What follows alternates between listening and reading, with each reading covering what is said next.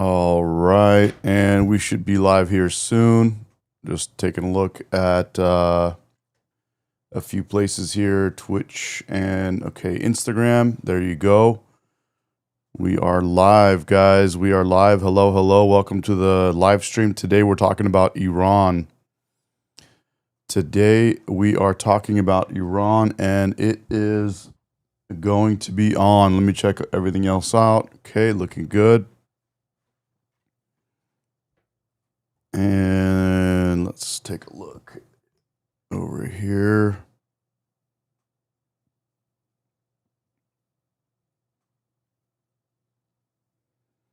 All right. Welcome, everyone. Welcome to the live stream. Today is going to be the largest. It is 8:27, 8:30 a.m. in 2 minutes. It's when the Crown Prince has called for Iran's largest protest in the history of Iran. So we are live, and we're going to watch, and we're going to see what's going down.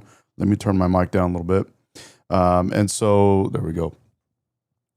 If you guys are not aware, this will be, or this could be, the end of the Iranian government, the Islamic Republic government of Iran that's been terrorizing the country.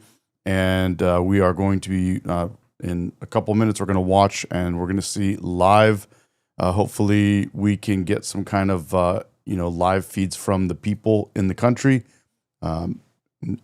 Otherwise, we're going to be getting other clips and things that are going to be uploaded that may not be live, but they'll be uploaded. So we're going to take a look and see what's going on.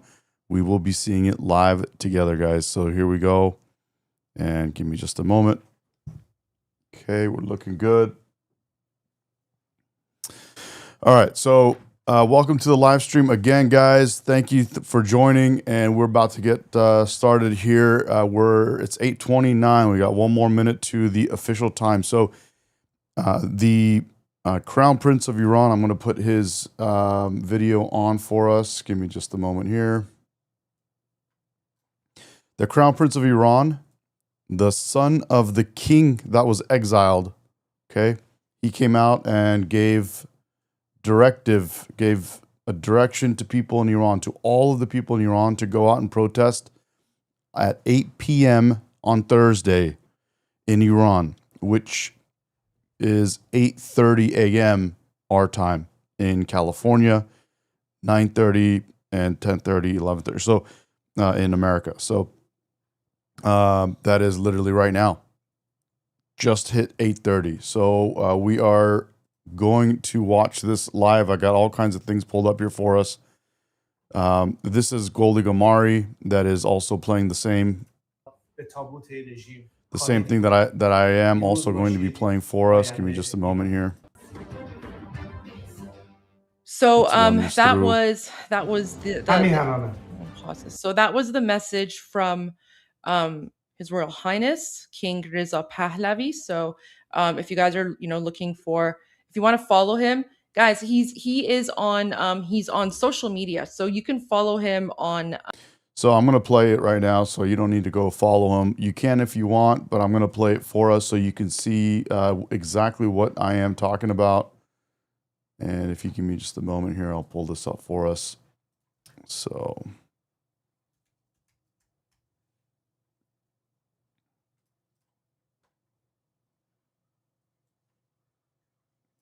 and I'm going to adjust some settings as well. So this right here,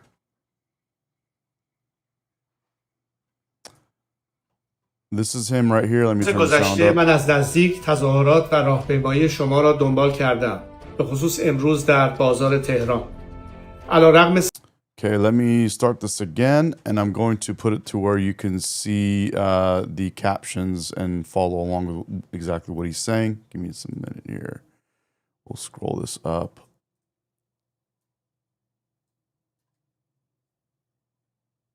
There we go.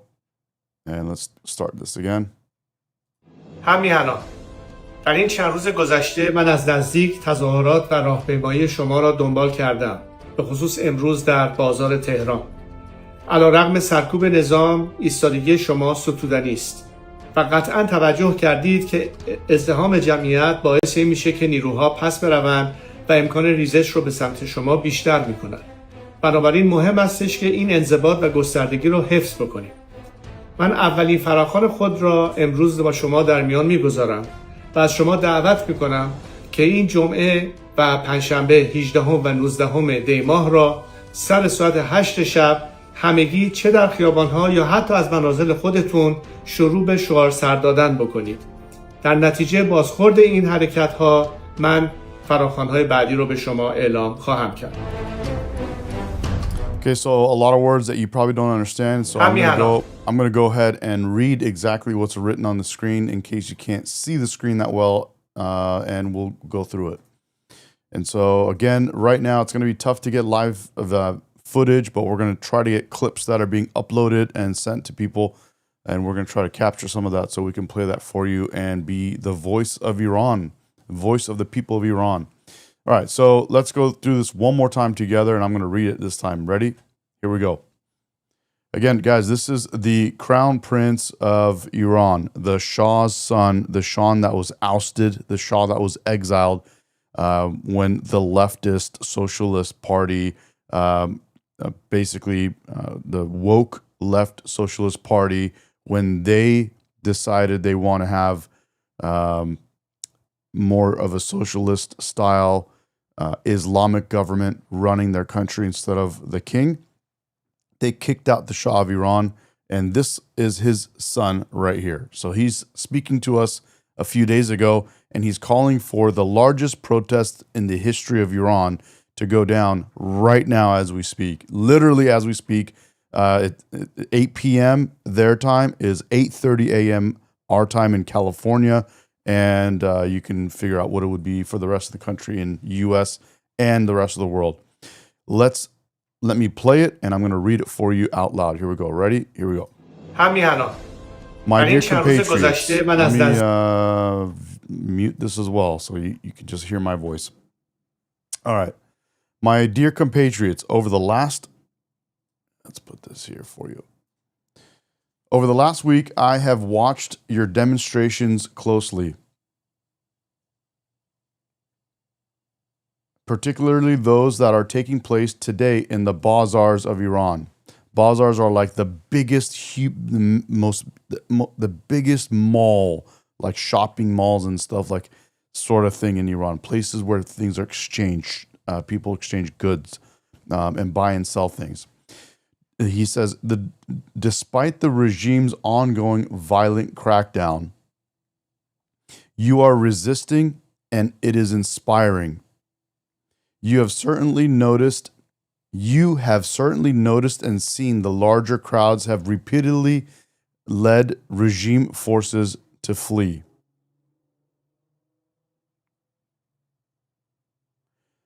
And have been increased deflections to the side of the people, meaning the forces of Iran, the government of Iran, the police of Iran, the people running the country, the military of Iran, the people that are doing the bad deeds of the government, they are now switching sides to the people of Iran. They're deflecting to become on the side, to go to the side of the people of Iran.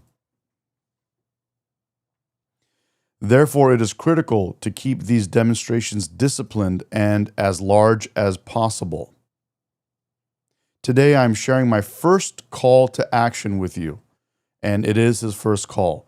And actually, he's been criticized. This is the Crown Prince, and he has been openly criticized for not being or not taking or not asking for people to take action enough. And now he's saying, today I'm sharing my first call to action with you. And this is very unheard of. We've never seen this man that everyone looks up to as the Crown Prince to give any type of a specific direction to people in this way. And this is his time that he's doing it finally.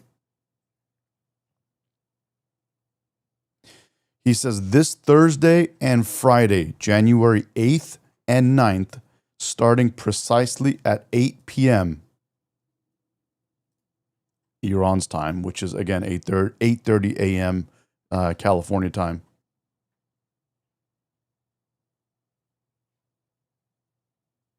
Wherever you are, whether in the streets or even from your own homes, I call on you to begin chanting exactly at this time. Based on your response, I will announce the next calls to action.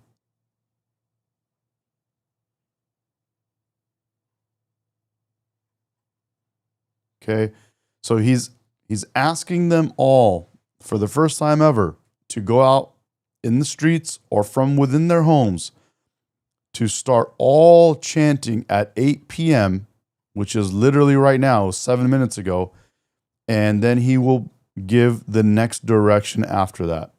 So a lot of people not a lot of people, almost everyone in Iran will be out in the streets, and they will be protesting and chanting, hopefully, and we will see a revolution in Iran. And let me go back to our chat here. Hello, Jennifer. What's up, Louie? What's up, everyone? Good to have you all. Too fast to track. Min, aquariums, what's happening? What is going on? Who's the running the channel? People are finally feeling courageous. Yes, you're absolutely right. Are you part of the coup fella? Are you part of the coup fella? What? I don't know. No, they won't. Said hi. What's up, guys? Good to have you all, and we are going to be covering this. So let me turn my mic down a little bit because I might be clipping. So that might be better. Hopefully that sounds better, guys. All right, let's get back to some of these things. So we got Goldie Gomari. Let's take a look at what she's also covering this. So let's see what's going on. You do this for the U.S. You do this for the U.S. government? No. Graham Crawford is. Please say a little bit more. You're saying words, but you're not really saying much. Are you Muslim? No, I'm not Muslim. Yeah, Graham, feel free to explain exactly what you're saying because you're just saying a couple little things here and there, and we're not understanding you. Let's listen to Goldie Gomari. Okay, so let's go back. Okay, so پیام گزارش من و تو از نارمک تهران. Oh my gosh. Okay, so this is literally breaking news from 30 seconds ago. So Narmak is one of the neighborhoods in the capital city of Tehran, and a lot of the uprisings and a lot of the fights, right? The protests that we've seen. It's one of those places has been Narmak. So this person, this Iranian, just sent a text message, I guess on WhatsApp or something, to Manoto News. So Manoto News. Oh my gosh, where'd it go? Okay, I'm gonna get to the footage here, but let me go back to there. Okay, so Manoto News is one of the two media outlets that we trust in order to give media. They're not located in Iran, by the way. They're outside of Iran, and they get their news from people in occupied Iran through video and footage and things like that. So this person from Narmak neighborhood in Tehran, sent a text message to Manoto. They say Durud and Javidsha, which means, greetings and long live the king. And then he says, Narmak Tehran bar qat kardan. So the Islamic Republic has now cut off all of the electricity. The Islamic regime has cut off all the electricity in Narmak. Okay, like they're literally, not only have they shut down the internet, they're now literally turning off the electricity to prevent people from going out and overthrowing the Islamic Republic. Right? Like, this is how messed up it is. But again, like this is what it's like. This is what it's like to live in an Islamic dictatorship and be brutally occupied. Manoto has live feed. Okay, let me go to Manoto. Let's go to Manoto, because if they have a live feed, what I can do is I can play their stuff and then maybe translate for you. Aquarium says, I was talking to my babysitter. She's Iraqi and says she doesn't like Iran, but also said most Iranians aren't Muslim, just forced to fake it recently. We've been forced to fake it for a very long time, and that is absolutely true. What's up, America's Janitor? What's up, guys? What's up, Joshua? What's going on, Min, thank you very much for helping out with the dude.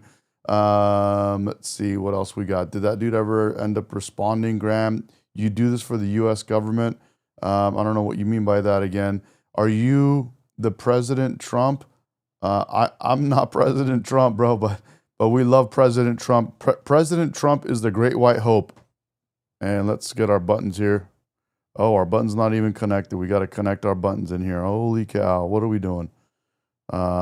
This one right here needs to be connected to here. There we go. Hope. The Great White Hope. The Great White Hope. There we go. President Trump is the great white hope. We're very happy with President Trump and what he's doing for our country, and we are very happy for the way he has stood up for America and now the Iranian people. So this looks like it's a live feed. Let's take a look and see what's going on here. Yeah, 18 day. Yeah, 18 day امروزه. So this is literally from like right now that they this it's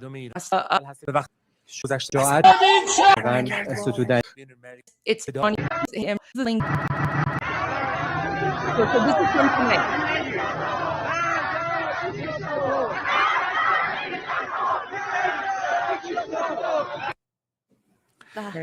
بریم شیراز پیش ایران دخت. Okay, guys, and if you're in Iran and you have some kind of live footage you want to submit, feel free to send it. I could play this. And I'm gonna put it on play live this, but as well. guys, this is mostly in Persian, so I can't just like sit here and translate it for you. But so all the videos that Menoto is. Okay, guys, let's go ahead and pull up some other videos here. So we saw the Crown Prince. I'm going to also show you guys where in Iran, they love Trump. They love America. They're thankful for the support because they are literally killing themselves to get freedom right now. And Trump came out and told them that if the Islamic government lays a finger on them, that he's going to intervene. So they're very happy for that support. And because of that, they have literally changed. They are going around themselves, changing the names of their streets to Trump Street, President Trump Street. Look at this. Look at this guy right here. He's literally changing the street, putting up his own sign to change his own street to President Trump Street. And that's a pretty big street, from what I was told, a pretty big street in Iran. And although he's not changing a big, massive sign, but these are the way the street signs are in Iran, unfortunately. That's the way they run it. But there you are. He's literally changed it to President Trump Street in Tehran, in the capital of Iran. So that's what we got going on. And we are going to go back to in National Revolution. He's the person that everyone has been calling for, and he just confirmed the President of the United States is closely watching you.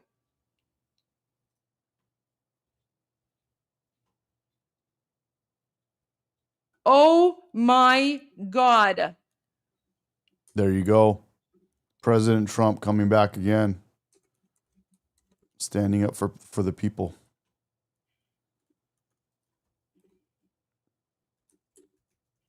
And let's pull this up for you guys.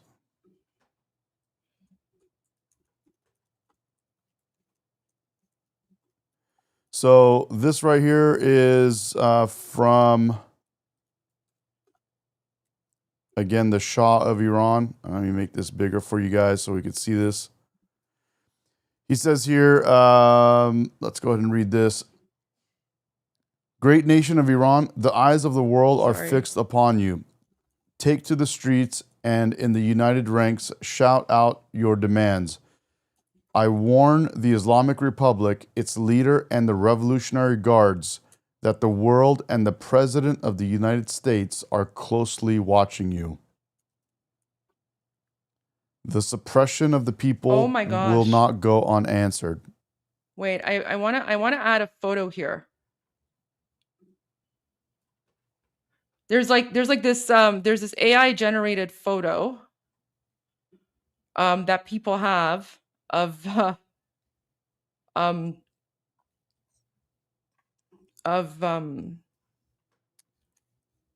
President Trump.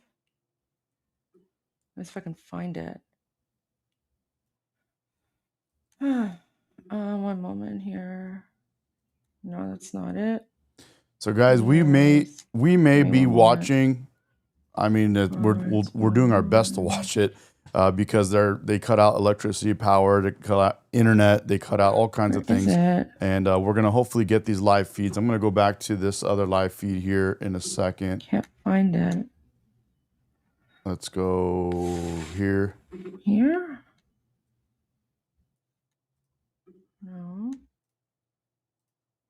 All right, so this is where this news outlet is going to have the most up to date, let's just say like clips and actual footage from the protest. So I'm going to put this up for 1 second here. But guys, we are literally today, right now, as of literally 18 minutes ago, we could be watching the actual final moments of the revolution in Iran. The people finally, after 47 years, getting their country back. This could be that time. It is absolutely incredible. I can't believe it. I honestly never thought I never thought I'd see it in my lifetime. The way things have always been going with this crazy government, this Islamic government, never thought I would see it in my lifetime. And my parents, I wasn't sure if they'd ever see it in their lifetime. And I'm glad that they there might come that day. Aquariums is correct. He says Iran was Zoroastrian and some Jewish, some Zoroastrian, Jewish, and Christian. And actually, if there was a poll that I saw a few days ago that said what percentage. So we're watching live, guys. This is live in Iran as we speak. This is what's going down right now. You just saw a military vehicle drive by. All right, so what, as I was saying, let me just make this bigger for you guys so you can see better when they pull clips up. All right, so where was I? I forgot where I was. They are. There was a recent poll out that said that Iranians obviously are not Muslim. They're being forced to be Muslim by the government of Iran that is an Islamic regime, okay? They call themselves the Islamic Republic of Iran. Now, this is not a recent thing. This Islamic regime took power in 1979. That's 47 years ago, 46, 47 years ago. When they did, they forced everyone in Iran to be Muslim or else. And any clown that wants to tell you that Christians are welcome and Christians are good to go and Jews are good to go and every other religion's good to go, it's all a lie. You're either Muslim or else. If you're not Muslim, you act like you're Muslim and you do your own private practice of whatever it is you practice on your own time. You never show people what you are. That's how that works. And so prior to 1979, when the Islamic regime came and ousted the Shah and the people, the lefties, the woke lefty lunatics in Iran wanted that. They were for it. They wanted to get free things that were promised for free electricity, free resources, free water, free food in some cases, free gas or whatever it was, or very cheap stuff. They were saying that everything should be the same price. They were basically pushing socialism and in some way communism. And it was under the direction of Islam, okay? And it turned out to be exactly the opposite of what people thought. Not only were things more difficult, more expensive, they became scarce. And we are now at a time when the people literally have inflation so high, their money is worthless. And we just discussed this yesterday. I'm going to play a video that I just made with a couple of my buddies. And here's what's happening in Iran. If you're just a random example, for example, if you have a store in Iran and you're selling t-shirts for $10 and you go into your shop today and you have a rack that's a rack full of shirts and they're all for sale for $10. If you sell one of these shirts for $10 to someone and they give you $10, it's very possible that later that day when you go to restock the shirts so you could sell more shirts, it will cost you more than $10 to buy that same shirt that you just sold. And then tomorrow it'll be even more expensive. And then the day after that, it'll be even more expensive. Why? Because inflation, the rate of inflation was astronomical. It was changing. It was crazy. Like it was going up monthly. Then it became weekly. Then it became daily. So they're at a point where it's going up, I believe, multiple times a day, or at the very least daily. So it's very, very hard for people to live in that type of a situation. It's very difficult for stores to stay open. It's actually not only difficult, it's impossible. Stores are actually closed because they can't sell goods. Imagine if I have a store and I sell all my shirts for $10, tomorrow I don't have a store because those shirts, those very same shirts cost me more than $10 to restock. If I go and spend more money on those shirts to restock that store, now I have to charge customers, let's say $40 for the shirts or $30 for the shirts or $20 for and the next day more, and the next day more. And imagine that keeps happening, and people do their best to keep up, but at some point, push comes to shove, your money is worthless. You can give me $100 for a shirt, it doesn't mean shit, because I have to pay $150 to replace that shirt now. Then tomorrow you come and give me $180, and now I have to replace that with a $200 shirt. So at some point, we're talking about $10 shirts going for like $150, and people can't even buy shirts. Now, we're talking about shirts, but think about groceries. You buy milk for $4, and then the next day, it costs the grocery store $8 to buy that same milk to supply the store so that you can go and buy that milk for, let's say, $15, $20. It's out of control. That's what's happened under the socialist Islamic Republic of Iran. That's what it is. And it's absolutely crazy. And that's why you're seeing on your screen right now, this is live. People are in the streets.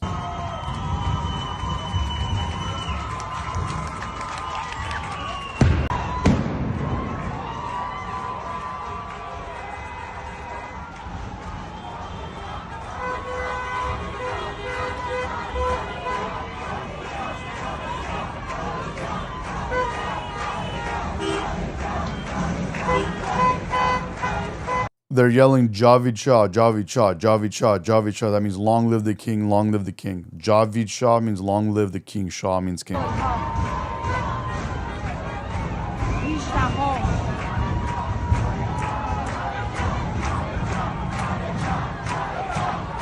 Joshua says, I don't know how to post on Discord. I'm sure Min can help you out on there. Thank you, man. Thanks for helping out. Thank you, بریم everyone. اصفهان. Thank you, نرگس Aquariums. نرگس نازنین درود بر شما، روی خط هستید از اصفهان. تا 12 شب از اصفهان زنگ میزنم. فوق العاده میدان دروازه دولت، میدان شاه، میدان نقش جهان دارن فوق العاده تیراندازی میکنن. الان فوق العاده زیاد دارن تیراندازی میکنن. Okay, so the live caller just called in and is saying that the government is shooting at people. The government is actually literally shooting at people right now. بله بله ما رفتیم ولی این محله همه بسیجیان. دقیقاً از محله خودتون. They're all the military police in the streets, is what the caller just said. میدان نقش جهان، میدان امام. تلویزیون رو دارین گوش میکنی. بله. قطع شد. بسیار عالی. یک ویدیو دیگه داریم از تهران. بریم به تهران. Another video of Tehran. نه By the way,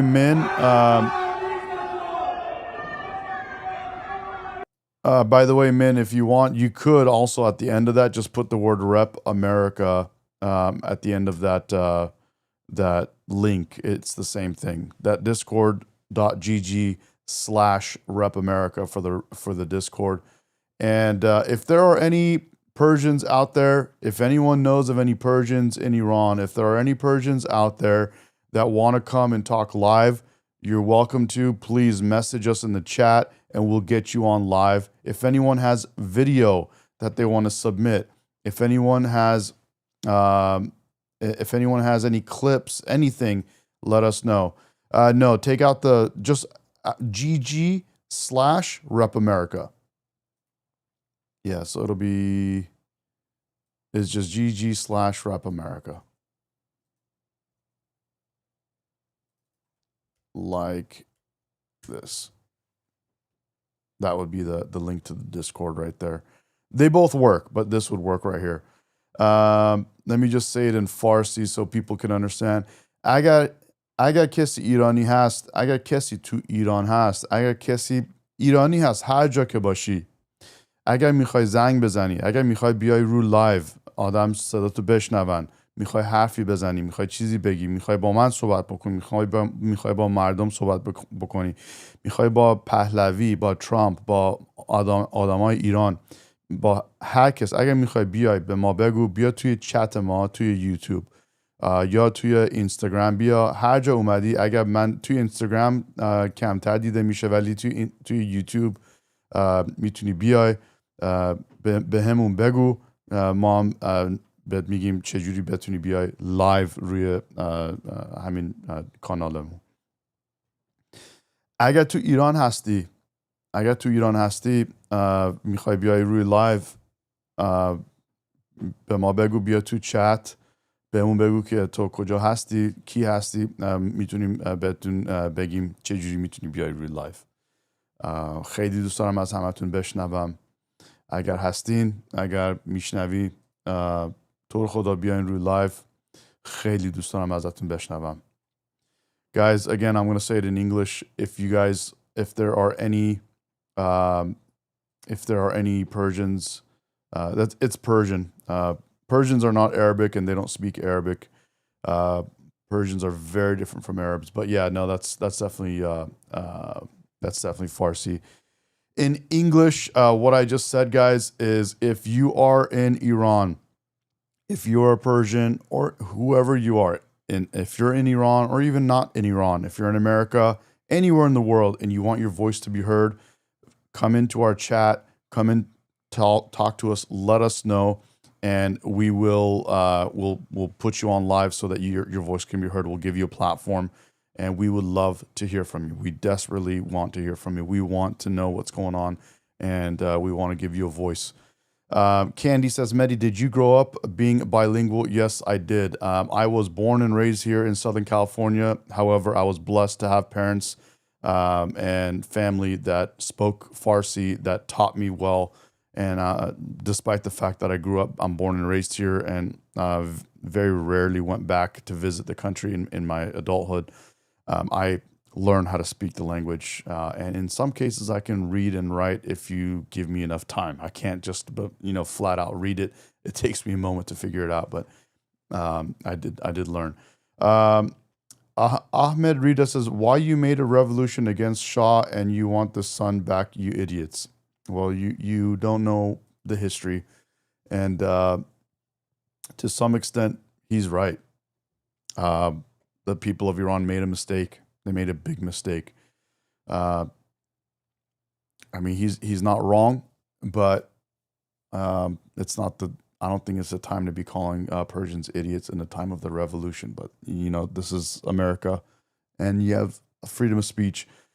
But what I would say is, sorry guys, I got eyelash. That's one of the things about being Persian. Your eyelashes just I got tons of eyebrows and eyelashes, and they just fall inside my eyes at times. So.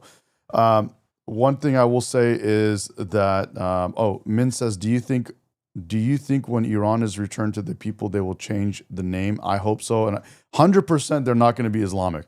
It's not going to be Islamic Republic of Iran ever again. Persians in 1979, and going to answer basically this guy's question. Says Medi, read my last comment. He says, how about you open up the caller line again, but only for Persians until the revolution ends and the Shah is back. That would be sweet, bro. I'm down to do that and get that going. What's up, nurse? Good to have you. And I won't be surprised. I won't be surprised if they change the name of the country to Persia. And honestly, Persians all, to them, that makes the most sense. Fars is the Persian. It's all Persia. It's all Persian. It's all Iran is some kind of a different thing. Some people say, I'm going to just explain this and you guys can research this and look this up. I've done some research and it's hard to get to the bottom of this, but here you go. Some people say Iran is basically some form or some way of saying Aryan and has something to do with Aryan. And people believe that Persians and Iranians are in some way or are also Aryan like Germans. And when Aryans or when the people way back in time when humans migrated out of Africa and whatever the hell happened, I don't know, some went up and became what's modern day Germany in that area, and others came out and became Persian Empire. And so I don't know the exact details on that. Feel free to correct me, but that's what I know about that. Guys, we do have Discord. We have a chat line. I will open the voice chat if people want to come on and talk. We will open that chat up. You're looking on your screen right now. You're seeing all of. Let me make this really big, actually, so everyone can see what's going on. You're seeing live. Well, I'm not going to do that now, but once they put those up, I'll get this going. Here, let's move this up. And let's do this here. And I'm going to go back to where they were just showing that right now. Give me a sec.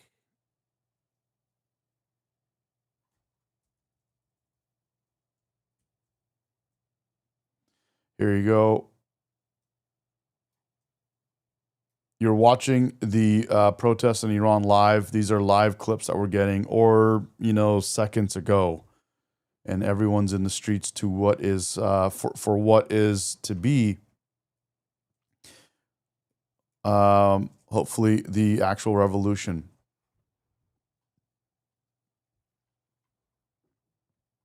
Joshua says, Aryan is from India. Look it up. Rep America. I don't know. Again, I don't know the exact details, but what I have read and seen.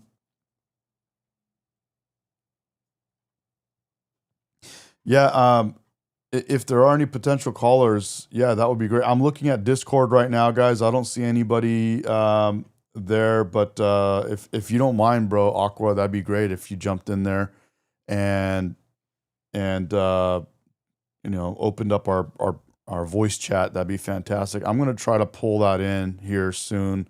Let me see where I have Discord here on my screen. Let's take a look.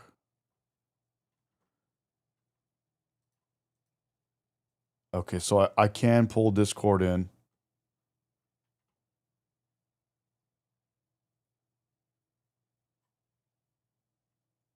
And I'm going to go like this. And I'm going to tag that to Discord.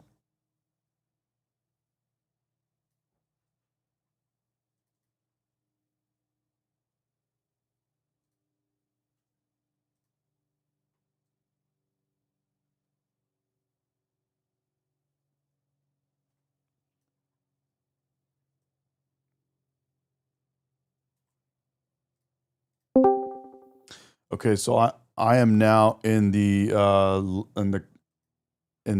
caller line on Discord.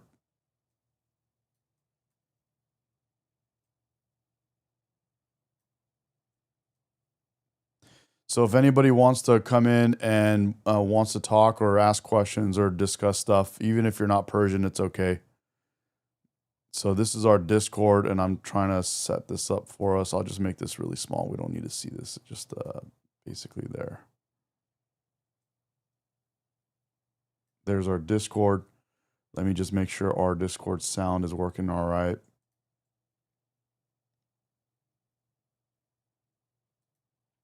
Okay. Aquariums, you want to hop in really quick on voice chat so we can see if it's working? Boo Boo Boss says, Medi, read my last post, please. Boo Boo Boss says, does that sound right, Medi? 8:36 p.m. or so, January 8th, right now in Iran. Boo Boo Boss, it was 8 p.m. Per Iran time, which is 8:30 a.m. California time, which is 9:30. You know, and you could just figure out exactly what time. It was basically 30 minutes ago is when these protests started. We're watching this Manoto live. This basically these people that are on your screen, they are posting and they will be getting the most live updates. We also got Goldie Gamari. We got 2CTV on there. And so let's see. People. This is, of course, the end result. They got control of the. All right. What's up, buddy? Are you there? Yes. Oh, sweet. I can hear your voice. Okay, great, dude. But YouTube can't hear it. They can't? I'm on Discord on one phone, YouTube on the other, to try and test and see if it's working properly. Hey, guys, on YouTube, can you guys hear Aquariums? They said yes, they can hear you. Oh, sweet. Yep. So, guys, we got Discord chat open. If anyone wants to jump on and chat, you're welcome to. Welcome to have conversations with you guys. Our voice chat is open and good to go. And if anyone is going to jump on and do anything stupid, we're going to kick you out. So, but yes, sweet guys. You guys can all hear him. That's fantastic. And so, again, I'm going to say it in Farsi and then I'll say it in English. I'll say it in English first. I'm going to hop off. Thank you, bro. Appreciate you. Thank you. Okay, guys, I'm literally sitting in the voice chat and Discord. So if someone wants to be heard, if you want to talk, let me know. And I'm going to say this in English first. If you want to come on, if you want to talk to us, if you want to have your voice heard, if you're in Iran, if you're in America, if you're anywhere else in the world, it doesn't matter. If you want to speak and you want to have something to say, if you have questions, it doesn't matter. If you want to just chat, it's open. We're talking about Iran and the revolution right now. That's what's happening. We are in the midst. This is the largest protest in the history of Iran. This is potentially the final days or moments, could be the moments of the Iranian government, the Islamic Republic regime, the crazy tyrannical government. These may be their last moments. Now, I'll say it in Farsi as well.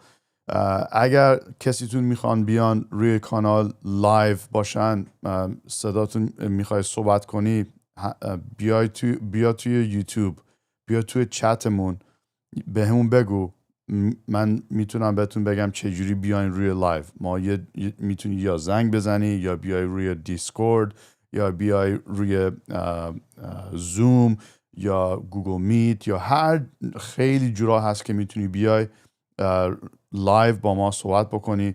اگر ویدیو داری میخوای نشون بدی، اگر خودتو میخوای نشون بدی یا فقط صداتو میخوای پخش کنی یا میخوای با من صحبت بکنی، میخوای سوال بپرسی، هر کاری میخوای بکنی ما هستیم براتون. ما میخوایم براتون یه جا باشه که بتونین با تمام دنیا صحبت بکنی. ما باهاتون هستیم. تمام آمریکا، تمام دنیا داره نگاه میکنه، پشت شما هستیم. همه عاشقتون هستن. ما همه شما رو دوست داریم. این جمهوری اسلامی آشغال مولای کثافت رو خیلی دوست داریم ببینیم که شما یه جوری بتونیم بیرونشون بکنیم. خیلی how do you say همیشه میخواستیم آدمای ایران آزاد بشن هیچ وقت فکر نمی کردیم تو عمرمون این روز رو ببینیم، ولی مثل که این شاید این روز داره میاد، شاید همین امروز باشه، نمیدونیم. ولی میخواستم بهتون بگم اگر میخواین بیاین حرفی بزنین، حتما بیاین توی چت بهمون بگو و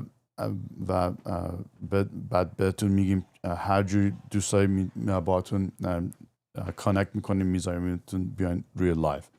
ببخشید من فارسیم زیاد باحال نیست، چون من اینجا تو آمریکا به دنیا آمدم، ولی میتونم هنوز همراهتون باشم، یه کاری بکنم که صداتون همه دنیا صداتون رو بشنون.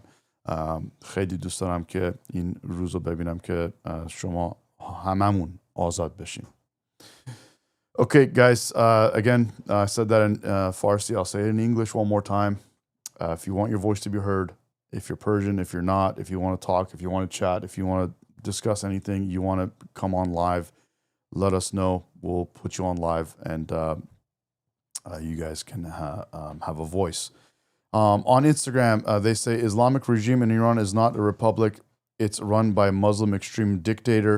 Iranians must take back their country, reinstate their rightful heir. Thank you for the message.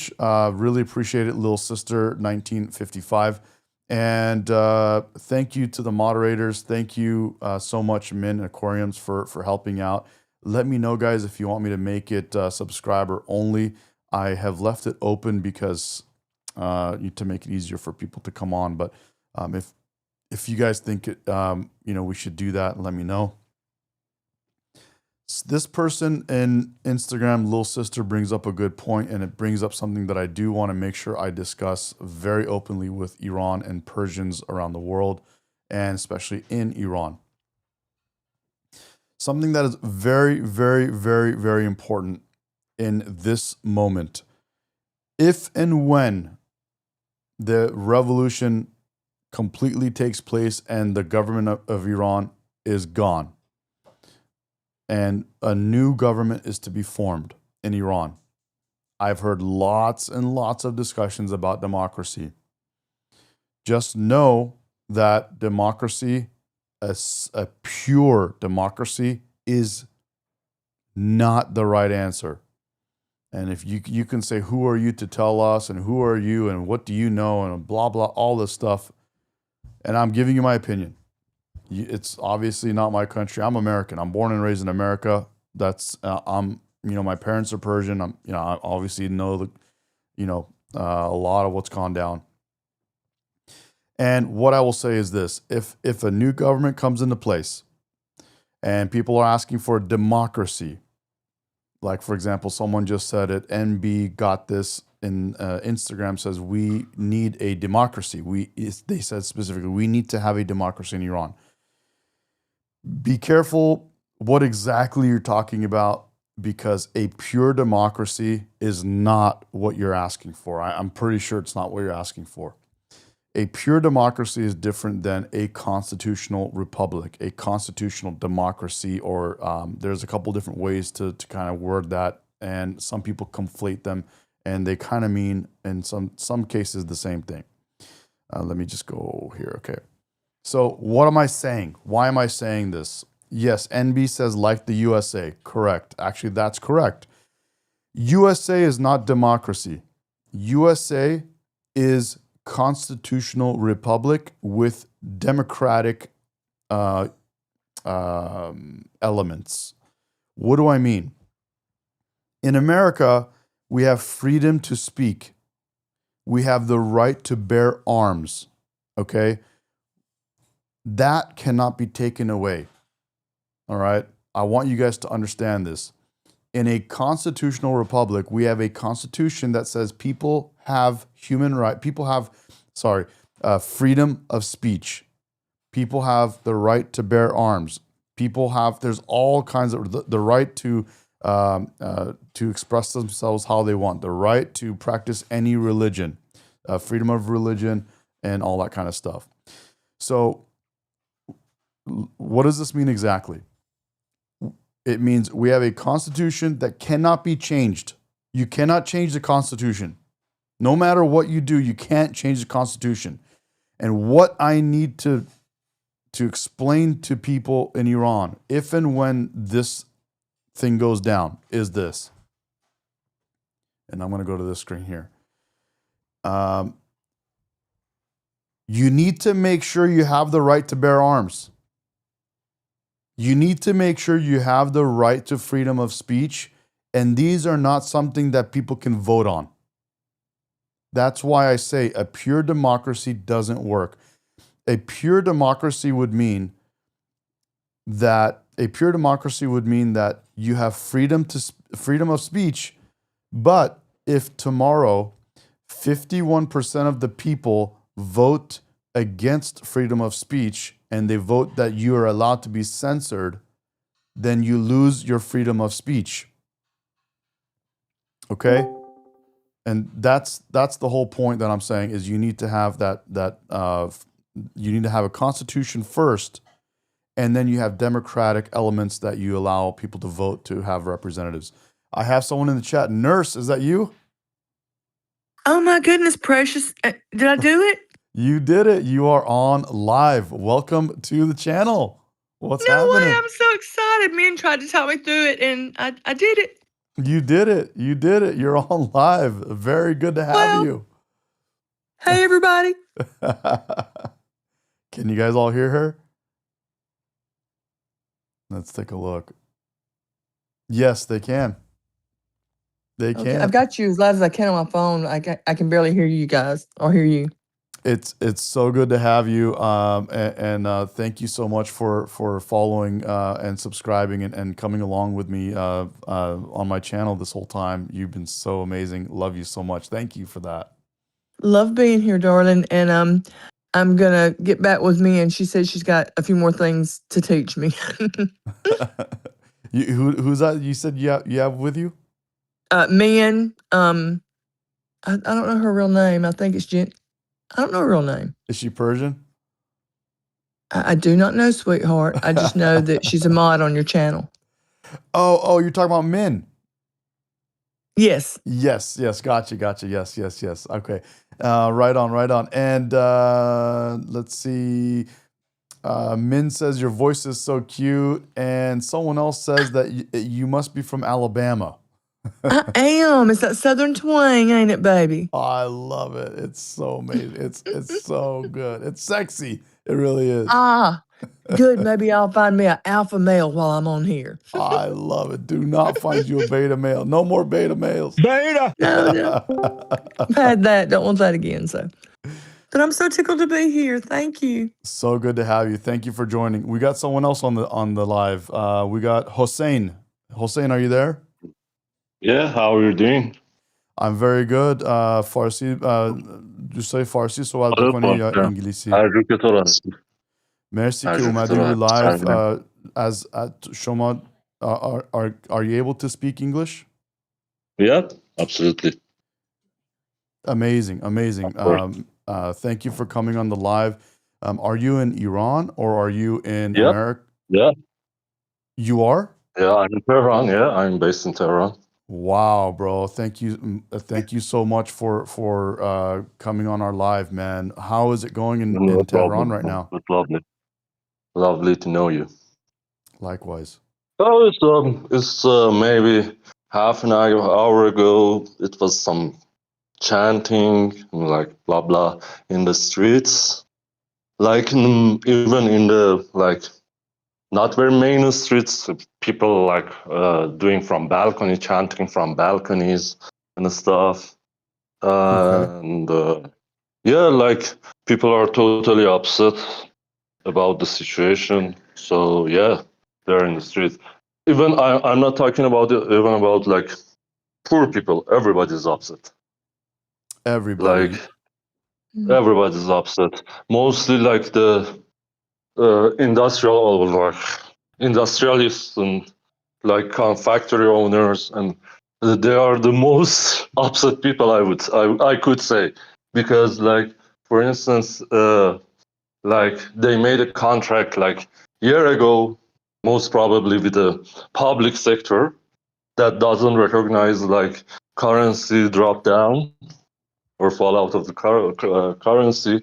So like they bought like the material and like paid all of the the salaries, blah blah blah, pension, insurance, everything, and right now they cannot deliver their stuff, and they're under like big She's pressure. doing really well. I'm on my way to the hospital in just a few minutes. Oh, sorry. Hang on 1 second. Yeah, she's Nurse, I gotta mute getting you. good. I think you gotta get off the stream. Hang on, let me hang up. Let's see. Oh, there you go. Okay. Bebashid. Sorry, Hossein. Yeah. Continue. We're listening. No problem, no problem. And this is about like I could say like 1% bracket of people. I was talking about like rich people and industrialists, like business owners and everything, and normal people. Like normal people, I could say worse. I could say bad. They're upset. Like the power, like their power, their financial power is like completely gone. There's like issues even with buying power of like eggs and like cooking oil. Wow. And like very basic stuff. Wow. And everything like during like let's say past 2 or 3 weeks doubled or tripled or like at least 30-40% on everything. Wow. And you can imagine it's like so like the main income of like Iranian government from foreign currencies is like petrochemics and metal industries, like iron process and blah blah blah. And so they bring inside the main importers of like foreign currency are these two sectors, petrochemics and metal, and they're not bringing back because they're corrupted, like. And they are like maybe like 2 weeks ago. So because like we have this amendment like this Sunday that the president said that there could be no 3 prices for $1. So right now we have 2 prices for $1. One price is 145,000 tomans, or like 1,000,000 for 450 reals for $1. Right. And there is one other price is 131,000 for $1, which is like around like 10% lower. Right. But it's only the currency that you can buy in the stock market between 9 to 1, and you have to be a business owner, and you have to like submit your proposal and everything that you can buy that stock market dollar, like with 131. So the lower price, you have to go through and become business owner and do all those things. Is that what you're saying? Yeah. You have to be in the stock market. You have to be registered as a business developer, like I see. some industries like pharmaceuticals or anything related to the cows and sheep, like the like and chicken, poultry, like food. So they're like basics of like pharmaceutical and like this animal feed. Animal food is like a priority for them. Yeah. So So we had this three prices for $1 before this week. Wow. So the one price was like around like it was ridiculous. It was like around 28,000 or 30,000. I'm not like 100% sure. It's like let's say 30,000. Okay, so imagine you have this difference between 30,000 and 145,000. Wow. It's like almost 5 times. So you have one product. Imagine dollar is a product. Okay, that has a value. Right. And yeah, so like imagine you have like some preferentials for some people that you give them 1/5 of the price for that product, and you give rest of like 90 million people like one other price. Right. So like the main reason of like frustration, I could say. Like the frustration, like I didn't see even this kind of atmosphere after or during the 12 days war. Okay. Mm-hmm. People were like mostly afraid of like their lives and their like families and friends and everything, and like trying to like escape like central cities, like city centers, sorry, the city centers, and like going to the north and wherever. So like there was like totally different atmosphere. Right now, like people lost their buying power. Okay. And like they totally like, and rightfully, they're accusing the system and the regime for this, which is like normal with whole like this sanctions thingy for more than like 20 years, like the nuclear sanctions, I mean, the sanctions before that. Right. Like the nuclear sanctions crippled the system, like totally. Like I do remember when I was like student, like university student, Ahmadinejad was the president at that time, and we had this 2009 protest, and so like he was like shouting like on the podium that like these sanctions are just bunch of torn apart papers. It's like just some right, like. But they were very just real. not paying worth anything. It's just bullshit. And so like, but like the day after the sanctions, we started to feel the pressure. Dollar was like 920 tomans, imagine, in 2009. After the sanctions started, it went like in June, like in the course of like 6 months, went to 3,700 tomans, which is a dream right now. Well, of course. Yeah, it's way higher now. Yeah, it's like 145. Yeah. 1,000. 145,000. That's insane. Yeah. That's Yeah. insane. So, guys, if you're hearing that, just so you know, what he's explaining is 2009, it was like 900, and right now it's like 145,000. That's the value of their money compared to the dollar, and basically their money, like their money is something worthless. like Zimbabwe or like, I don't know, like even like Venezuela, I guess, like had this kind of inflation, and like Zimbabwe, the only two countries that I remember, like maybe Weimar Republic from 1930s, maybe. Right. No countries had this.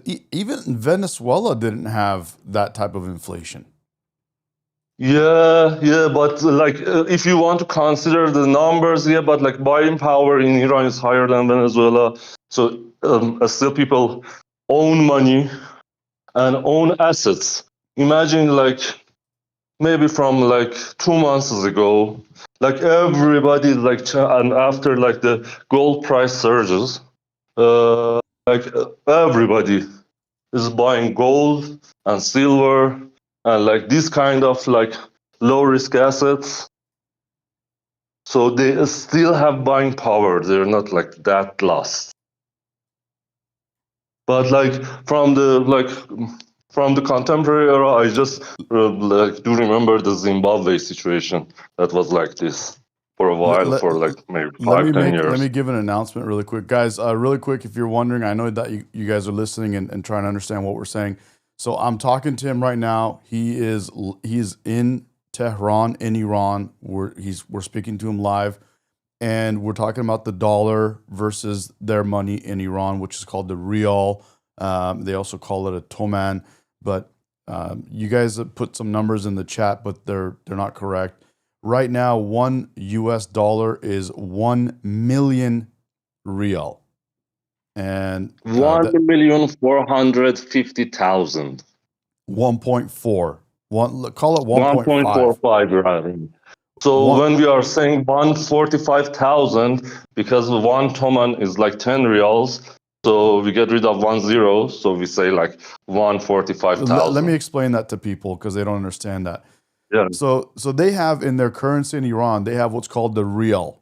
Okay, and if you look it up online, you want to Google it, you want to see how many reals is $1, it'll say 1 million reals. The real, as he's explaining, there's multiple different values for money in Iran, which is what's very frustrating for all of the Persians right now, is there's not just one value. What we see in our Google when we check the value is not what they get. So what he's telling us is the current actual value is $1 is equal to 1.5 million real. And what do they do? Because these numbers are so large, they created their own internal system amongst the people. They drop one of the zeros to make life easier, so they don't have to keep talking about these large numbers. So the people literally created what they call toman, and they drop one of the zeros. So instead of being 1.5 million reals, it's 100 and is this right? 45,000, yeah. 100 and call it 150,000. 150,000. 145,000 toman to $1. And what this And was, there's no other reason, Mehdi. Like the real or toman or whatever, like Iranian currency, had higher value and had a higher buying power. So even that real from like the before revolution and in like early years of revolution, that real had a buying power. Okay. right, So like you could pay half a toman, which was 5 reals, and you could buy things. right. I remember you could buy gum for half a, like, right? Yeah, sure. Yeah. Sorry, bro. One more thing. Let me just tell someone in the chat. So, Yeah, sure. where is this other person that was in the chat that was wanting to talk? Nushin. Nushin Yusefian, if you want to come online, I have other ways. I know that you said Discord may not work for you. I have other ways you can join. You can come on Zoom. You can come. There's different other ways. So let us know if you're still here, if you're still watching and you want to come on and speak.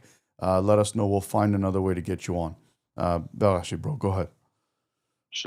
Come on, no, just go on. Yeah, yeah. I just commented on like that real and toman buying power. So we know, and I'm so glad to have you on the phone, man. So basically, Lovely. guys, as a recap, if you're just watching right now, we're talking to Hossein, right?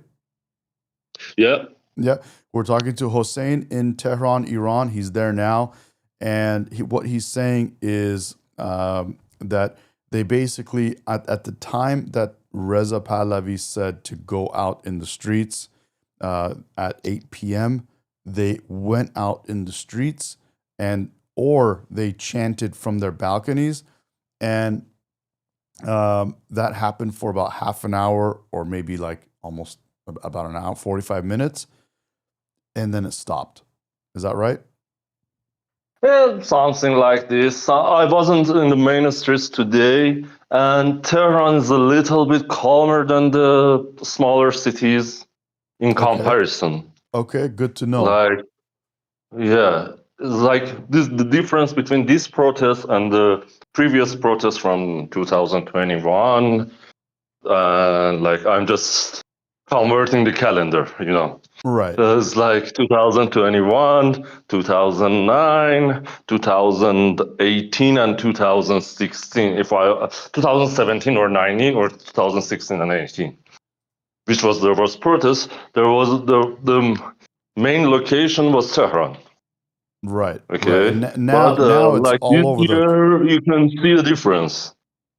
And now it's all over the country, and the smaller cities are rising up more than Tehran. Sure, like Tehran is like, let's say, more conservative financially. Yep. Okay. Yep. So like they're protecting the power. Yep. Because they're conservative. I got a couple guys, a couple people want to ask you a question. Country. There's a couple people want to ask you a question. They're asking you, do you feel safe? Yeah. Like I experienced 2009 protests. I was beaten up four times. Like Wow. one time to death. It was like, and like, yeah, I was just like, yeah, just struggling for my life back then. So like, Wow. yeah, after a while, after that, I didn't see that much of aggression. How about right now? I'm saying I'm not seeing that level of aggression in comparison with 2009. And like the thing is like people, like I'm almost like 30 something, almost 40 years old, is like the change that I observed and I witnessed was like people like in protests of 2009 or even 99, which was very small student protests. There were more like people were more peaceful and government was more violent. And after that, the violence of people rose. And people right now are like, even like their peaceful protests are like getting like more like aggressive and everything between both sides. Like in 2009, people were peaceful and the government was like aggressive. Right now is like, let's say it's kind of balanced. Yeah. And I'm looking at questions here. People are Oh, okay, asking. go on. Aquariums is asking you. He said, ask him if he thinks it's less violent due to regime members defecting. Yes and no.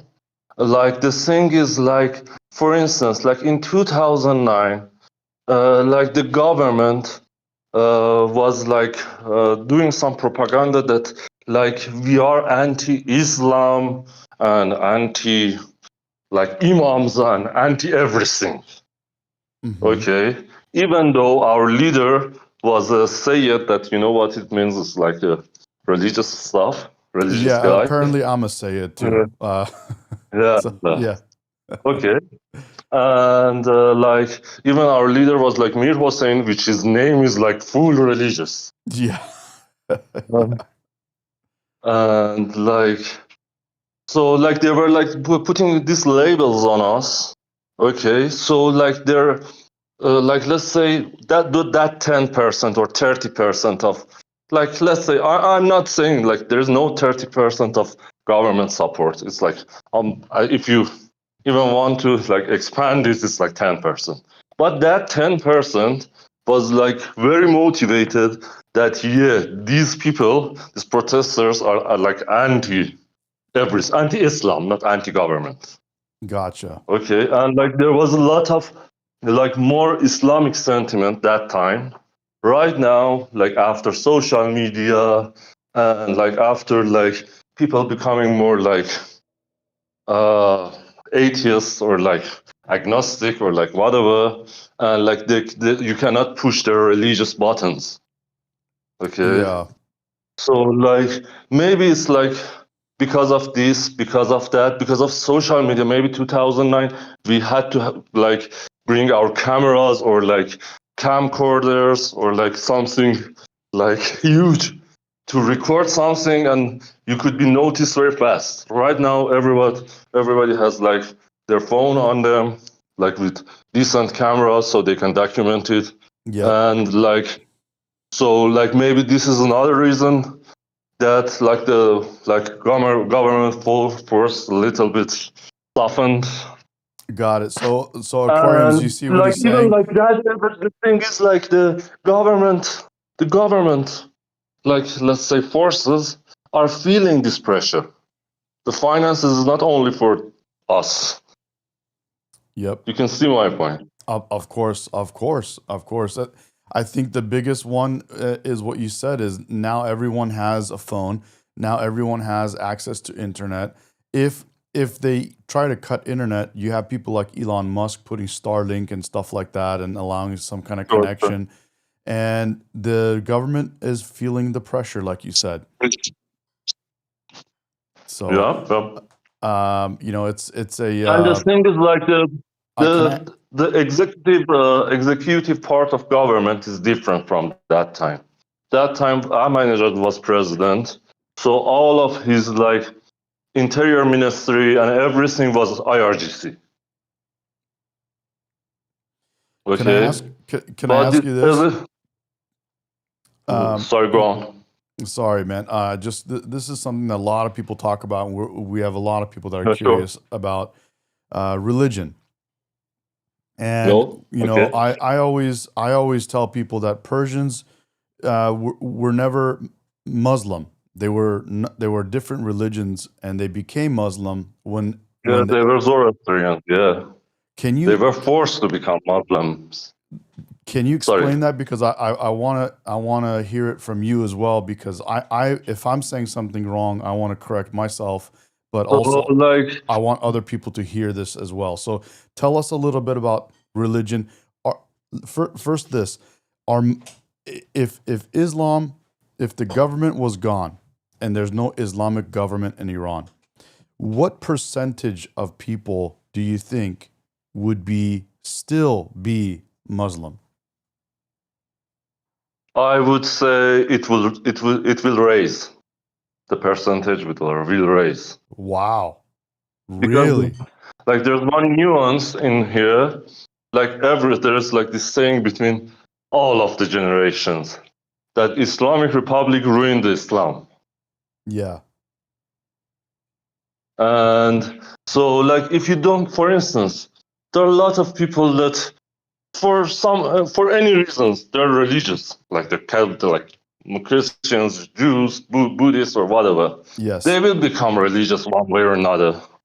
Right. They're after some meaning in life, some like a structure, like something, and like you can easily find them in religions.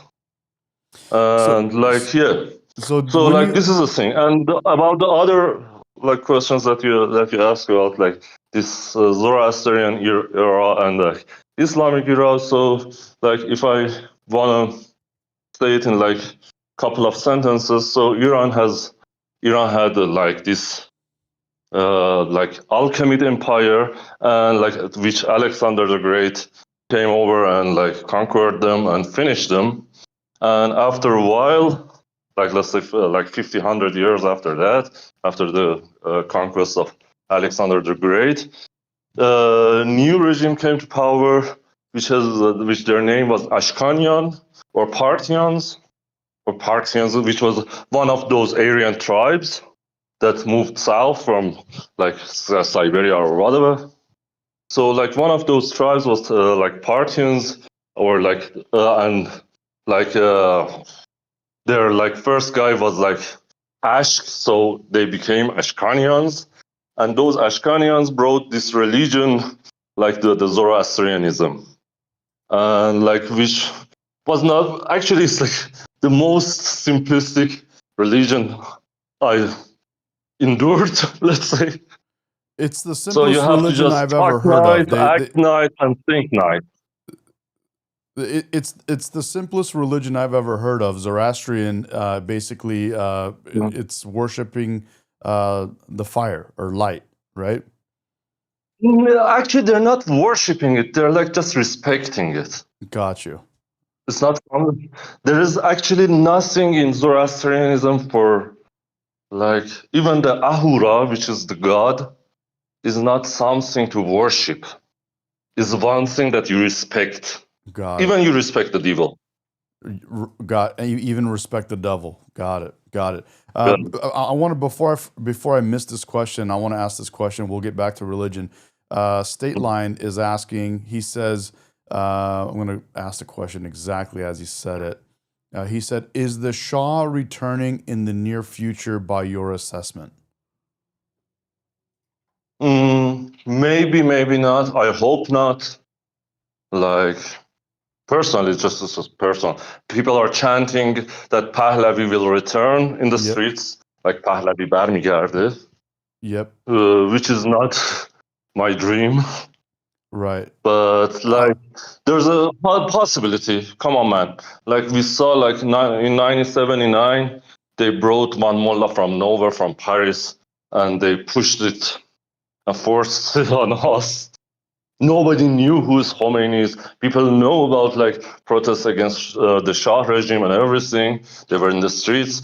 They had different leaders. They were like those socialists, like the leftists, and like those like Soviet era people, like like the Mujahideen and everything. Yep. And and there was like this Republicans like Jebhe Milli, then Mossadegis, and this kind of people. They were like leaders of protests, but they forced one guy from Paris. I was like, yeah, here you go with Gaddafi money. Yeah. So those of you that don't know what he's talking about, the guy that basically was brought into Iran in 1979 to take power is Ayatollah Khomeini. And this guy used to be in Iran, lived in Iran, and he was creating a radical religious movement in Iran. And the Shah of Iran, at some point, based on some factors, imprisoned him, and then followed to exile him. Basically, he was supposed to kill him, but instead of killing him, he spared his life and exiled him to Iraq. He exiled him to Iraq, and then this guy, this Ayatollah Khomeini, he was just Khomeini at the time. He went to Iraq in exile. He studied Islam, and he got people to follow him, and he made his way to France. And in France, his followers grew. And when people say U.S. was involved, England was involved, they say a lot. There's a lot of different, ways that this happened, that people think this happened. However, the most documented thing is Libya was involved. Okay, so now Hossein. Gaddafi money was involved. Say that again. That last part. The Libya of the Gaddafi. Yeah. The Gaddafi money was involved. Yeah, so now Hossein is saying that it was Libya. The most documented thing he says is Libya was involved in overthrowing the Shah of Iran. So again, there's all these theories, there's all these so-called facts and things out there. What actually happened that we know for sure is this Ayatollah Khomeini was flown into Iran from France. And the people in Iran at the time, actually, a lot of them wanted that. Is this right, Hossein? Yeah, there was a lot of religious protesters, but I could say from the history that I read and the people that I saw and my family and whoever, is like maybe half of or 40% of protesters belong to those leftist movement. Okay, so guys, so when I tell you guys, sorry, bro, I have to explain this to these guys.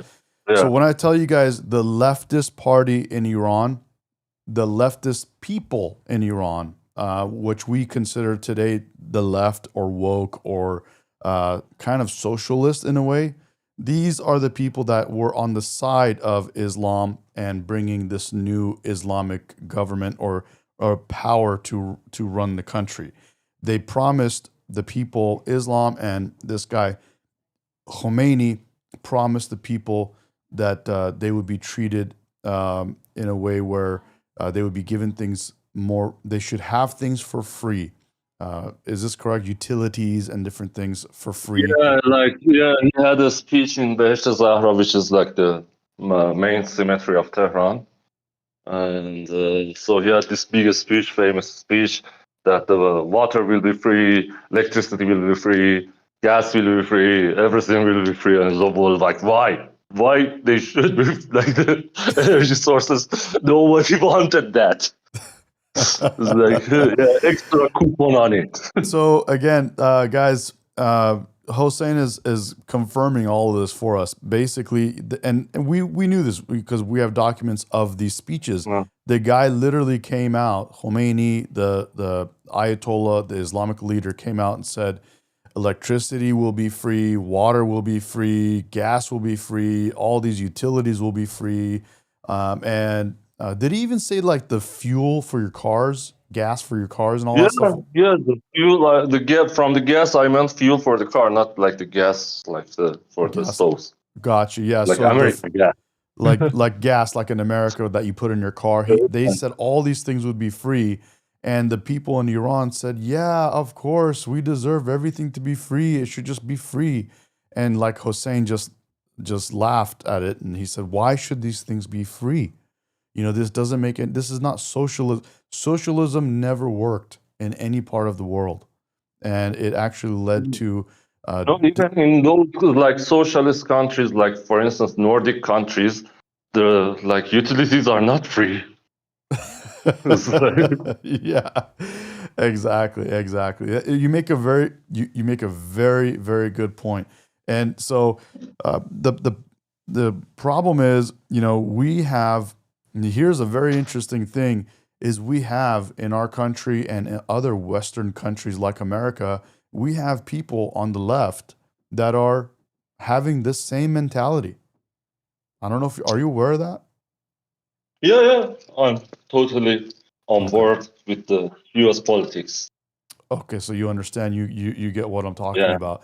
We have yeah, people out yeah. here that are asking for socialism. They're asking for the same thing people wanted when the Ayatollah Khomeini Islam government was going into power in Iran.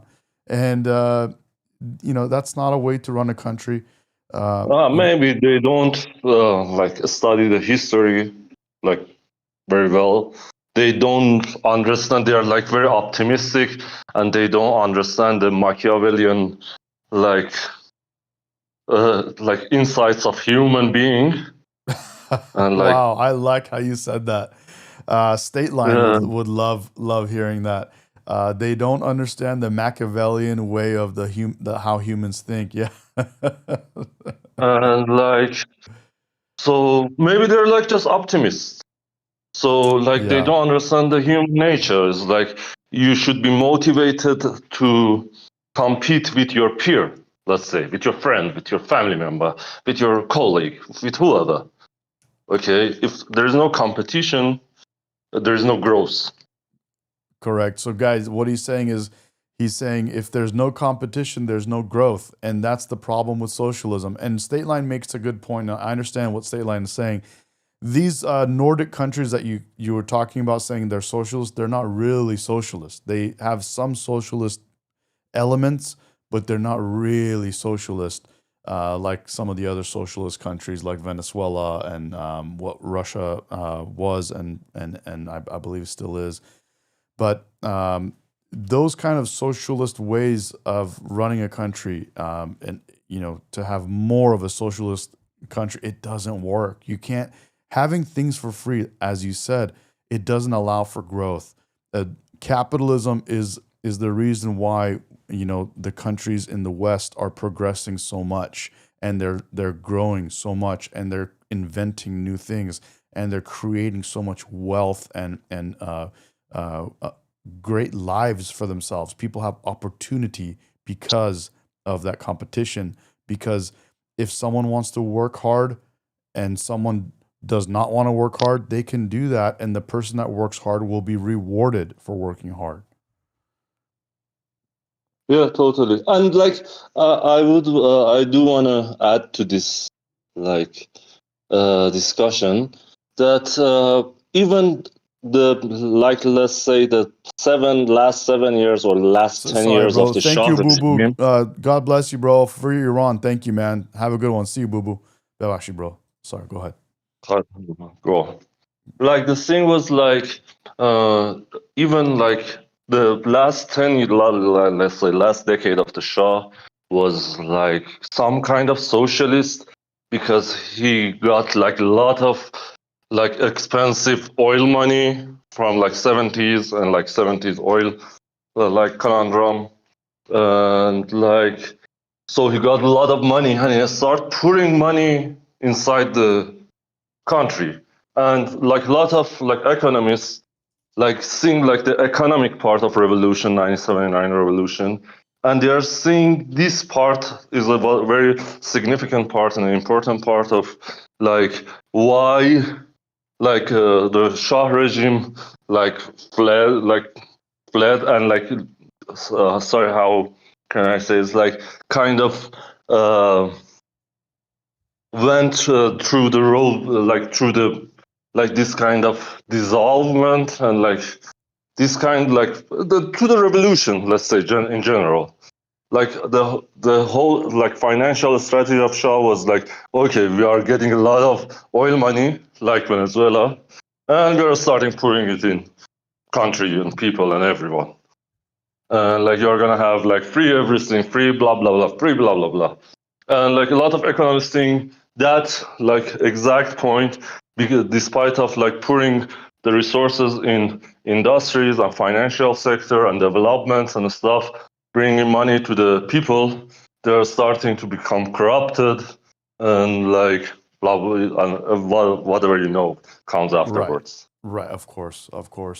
And so I understand that's why there's a lot of people that they're not in favor of the Shah, correct?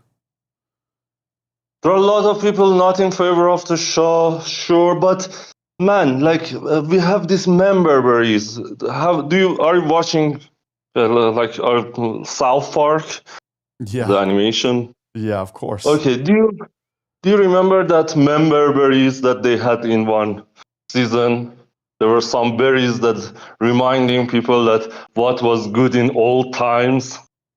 I don't, but I have to watch it now that you say it. I have to watch it. Do Yeah, you there know were some which? berries like strawberries or whatever berries Okay, that they were hold on. reminding South people Park that berries. member berries. Yeah. Oh, they're saying to let me fix my screen. Hang on one second, buddy. Oh, okay. I'm not seeing the screen. I'm on Discord. Anyhow, so Okay, like people have so like South very Park member berries. yeah. Okay, all member berries. Okay. I'll make sure to watch that. So like even like so we discuss about this topic that the whole like conundrum, like the sanctions and like the drop down, like this crazy drop down of the currency started like around 2009 2010 with the sanctions on nuclear program and everything. Imagine like we had this Ahmadinejad guy that brought this upon us, and even a lot of people right now that they are remembering the times of Ahmadinejad. That was a very good time. This is like so like Yeah, they're forgetting. Come on, yeah. like for instance, I was a student like in art university, and so like we had like before Ahmadinejad, it was like girls coming with no veils, let's say, and with the skirts and loose for that times. I'm talking about 2002, 2003, 2004, Yes, something yes. like this. Mm-hmm. And then Ahmadinejad came, and the whole like entrance of universities became like this kind of what do you call this Gashte Ershad? I don't know. Do you know the concept of the Gashte Ershad? I don't. The Gashte Ershad, the police that took Mahsa Amini. Oh Those yes, police. yes. Of course.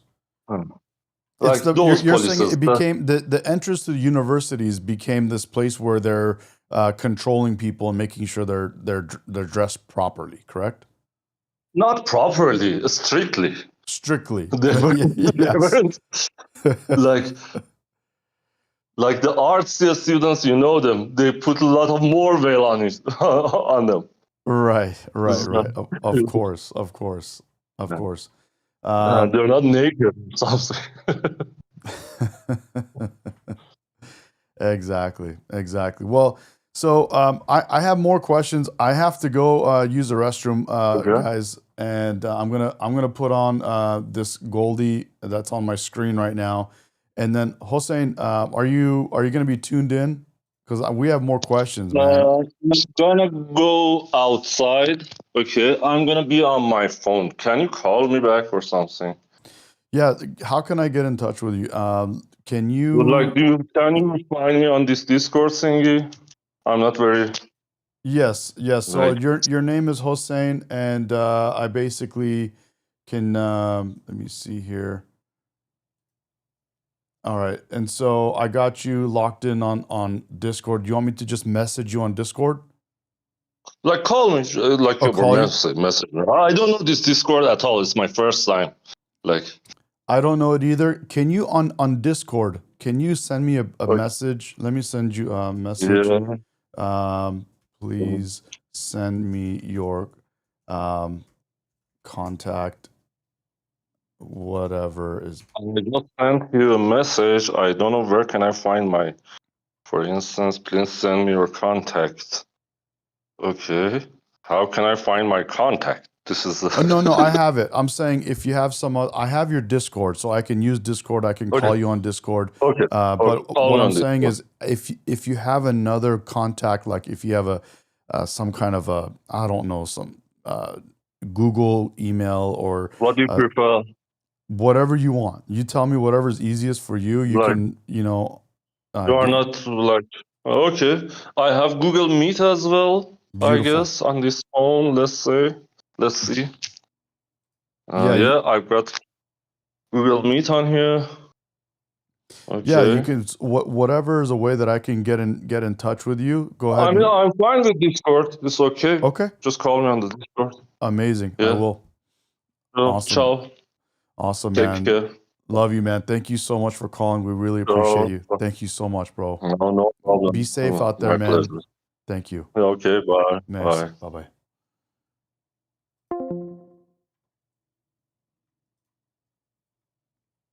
Okay, guys, I'm going to put this on so you guys can hear what's going on, and I'm going to go take a quick break. Give me 1 second.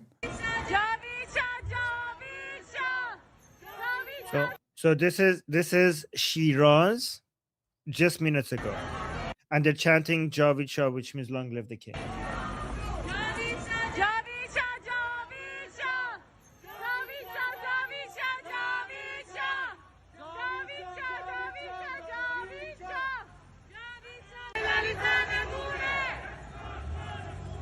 So they're saying Emsal Sal Khune, Sayyid Ali Sarnegune, which means this is the year of blood, and Ali Khamenei is going to be toppled.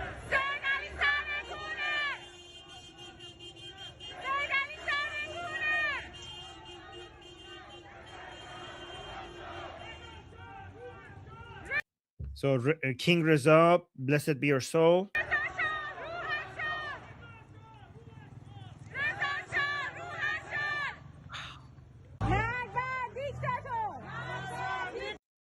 Death to the dictator.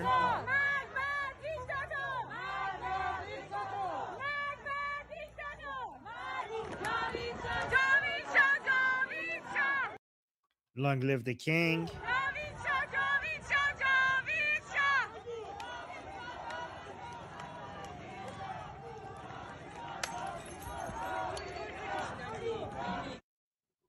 So, by the way, do you want me to keep downloading videos as they come? Yeah, you can definitely do that. I'm also want to go to like my live stream feed. So let's play the videos that you have, and then we'll go to the live stream feed, and then that way that'll give you some time to download more videos, and add them as well. So I think that would be a good way to do it as well. Great plan. So this is Shahranur and Shahranur, and they're basically saying in آخرین نبرد پهلوی برمیگرده, which means that this is the final battle. Pahlavi will return. این آخرین نبرده. این آخرین نبرده. این آخرین نبرده. این آخرین نبرده. این آخرین نبرده. Whoa, look at the guy. This is from just like minutes ago, but look at the crowd size. Whoa. Oh my God. Armin, the White House is about to do a press conference. So, Let's do that. well, they still haven't started yet. So I'm just monitoring that. Okay. So as soon as that starts, I will pull it up on the screen. But for now, it's not showing anything yet. So let me Let me just make this big. So, okay, so I have the White House. I have the White House live feed ready and I can see it in the studio. So as soon as it goes to that, I don't know if it's going to be about Iran or not. It might very well not be. But I don't know. Sometimes they troll. Because I remember like there was a very it was the press conference that was a few days before President Trump went after the Islamic Republic's nuclear facilities. And what was really interesting about that is the press conference actually started with a completely different topic. And then like 15, 20 minutes in, it then transitioned to Iran. How do you see the chat? Let's see what's going to happen. I think if they talk about Iran, people on Twitter will immediately figure that out and cut that I'm taking part over out Medi's and job. put it on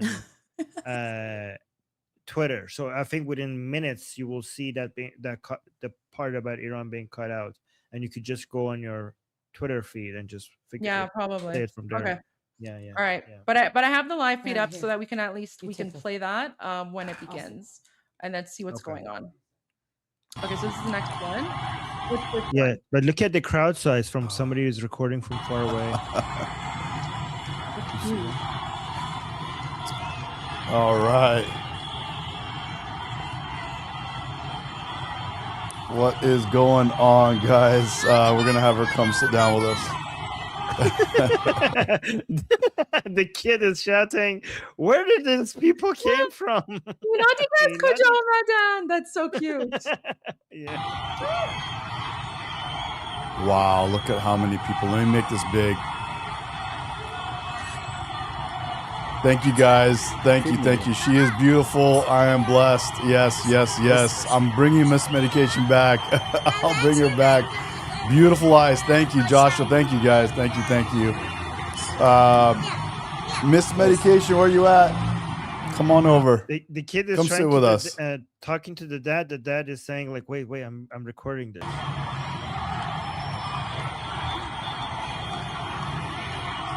Look at the crowd, guys.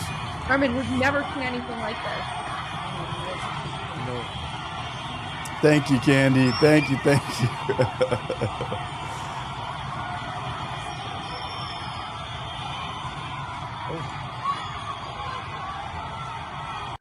Goldie, are you from Ahvaz? I am. Ahvazian. Okay.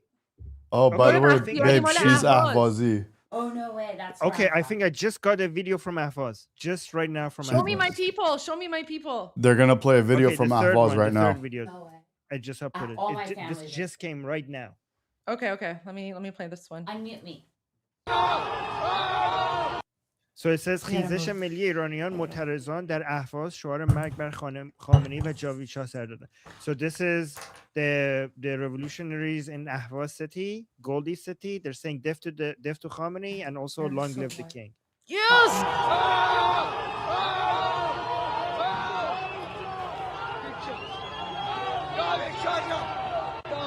Where do I look?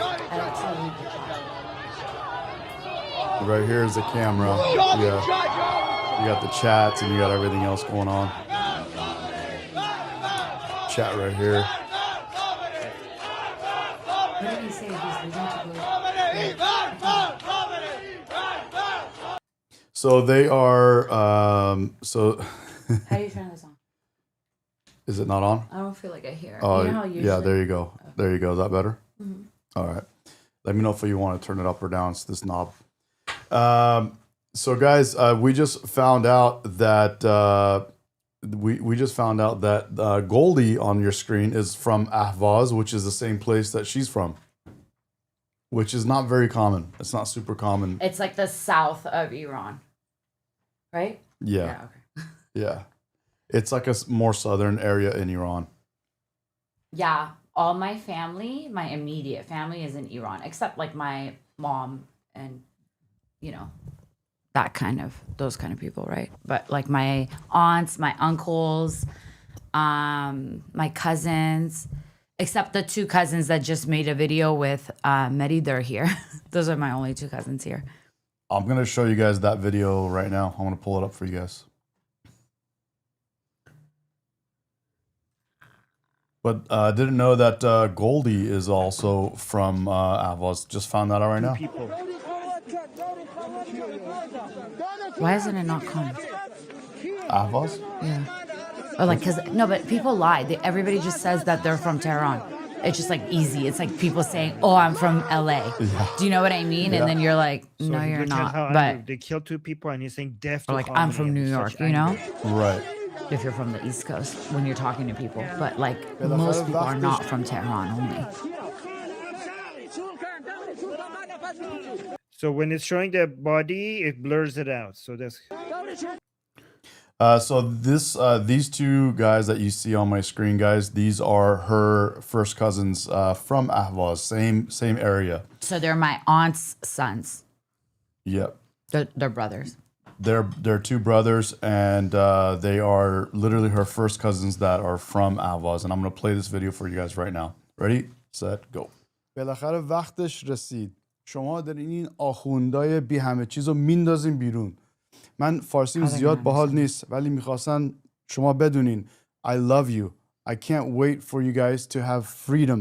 I can't wait for the Persians in Iran and all around the world to finally be free from this tyrannical Islamic crazy government. I love you very much. We're all watching from America. We all stand behind you and we can't wait for you guys to have your freedom. بچه‌ها دم همتون گرم. من تمام این چند سالی که از ایران بیرون بودم هر روز این رویا رو میدیدم که آخوند مریض از کشورمون بره بیرون. آخوند روانی که من اصلا نمیدونم بیماریشون چیه، مرضشون چیه، که تمام فرهنگمون، تمام زیبایی کشورمون رو نابود کردن. مطمئنم این بار مردایی بلند شدن، زنایی بلند شدن که ریشه کن میکنن آخوند روانی رو. دلم خیلی روشنه. مطمئنم این بار اتفاقای خوبی میفته. امیدوارم که همه پشت هم دیگه باشه. فردا روز بزرگیه.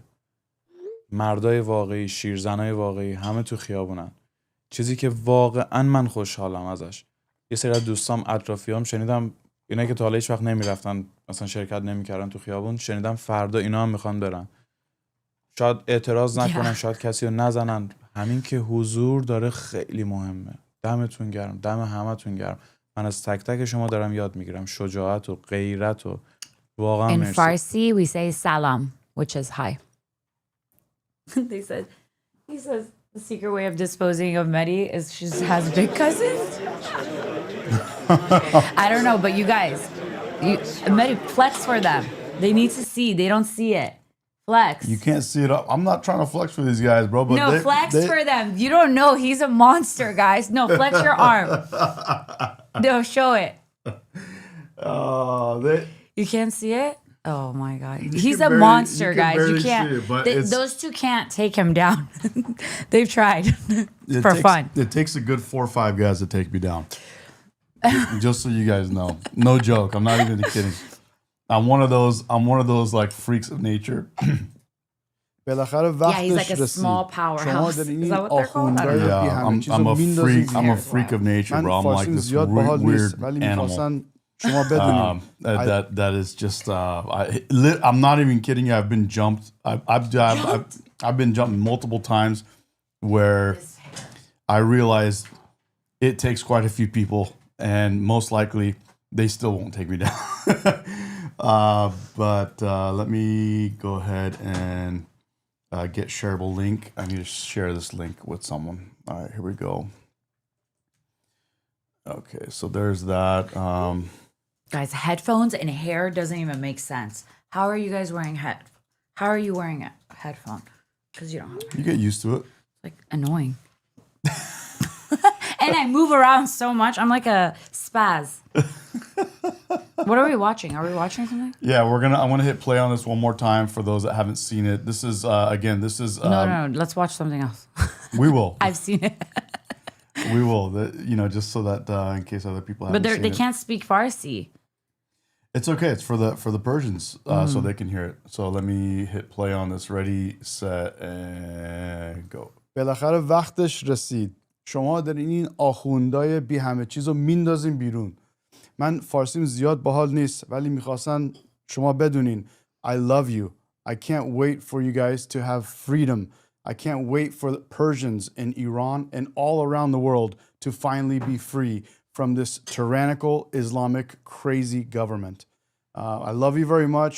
we're all watching from America.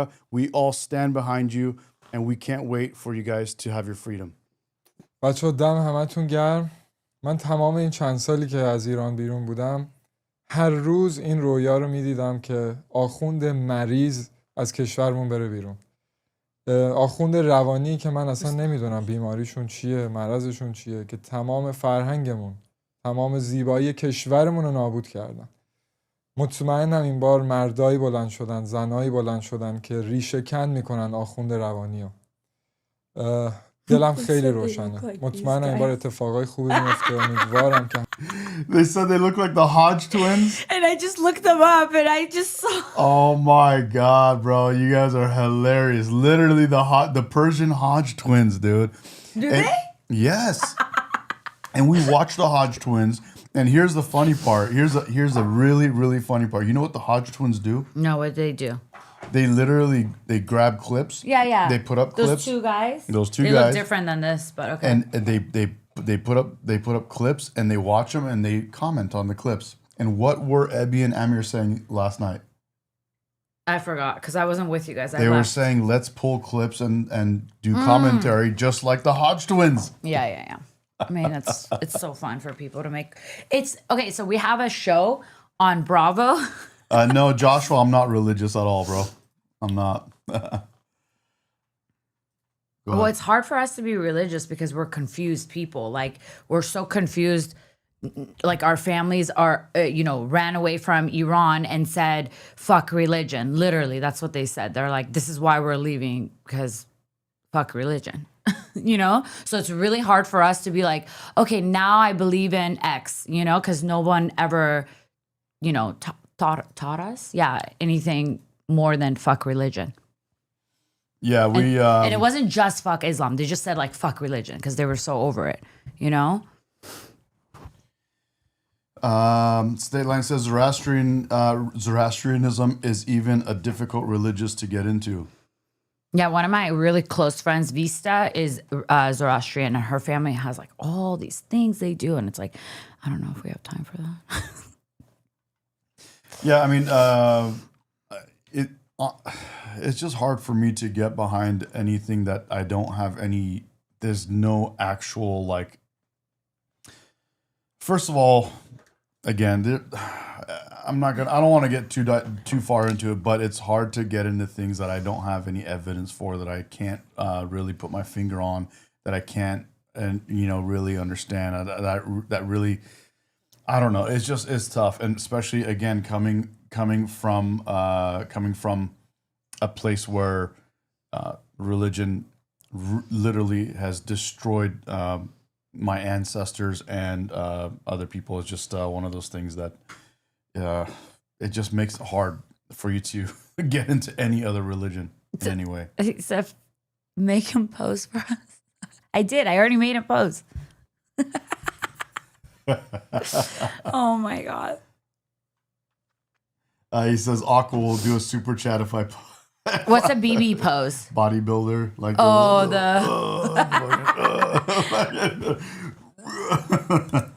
You're so funny.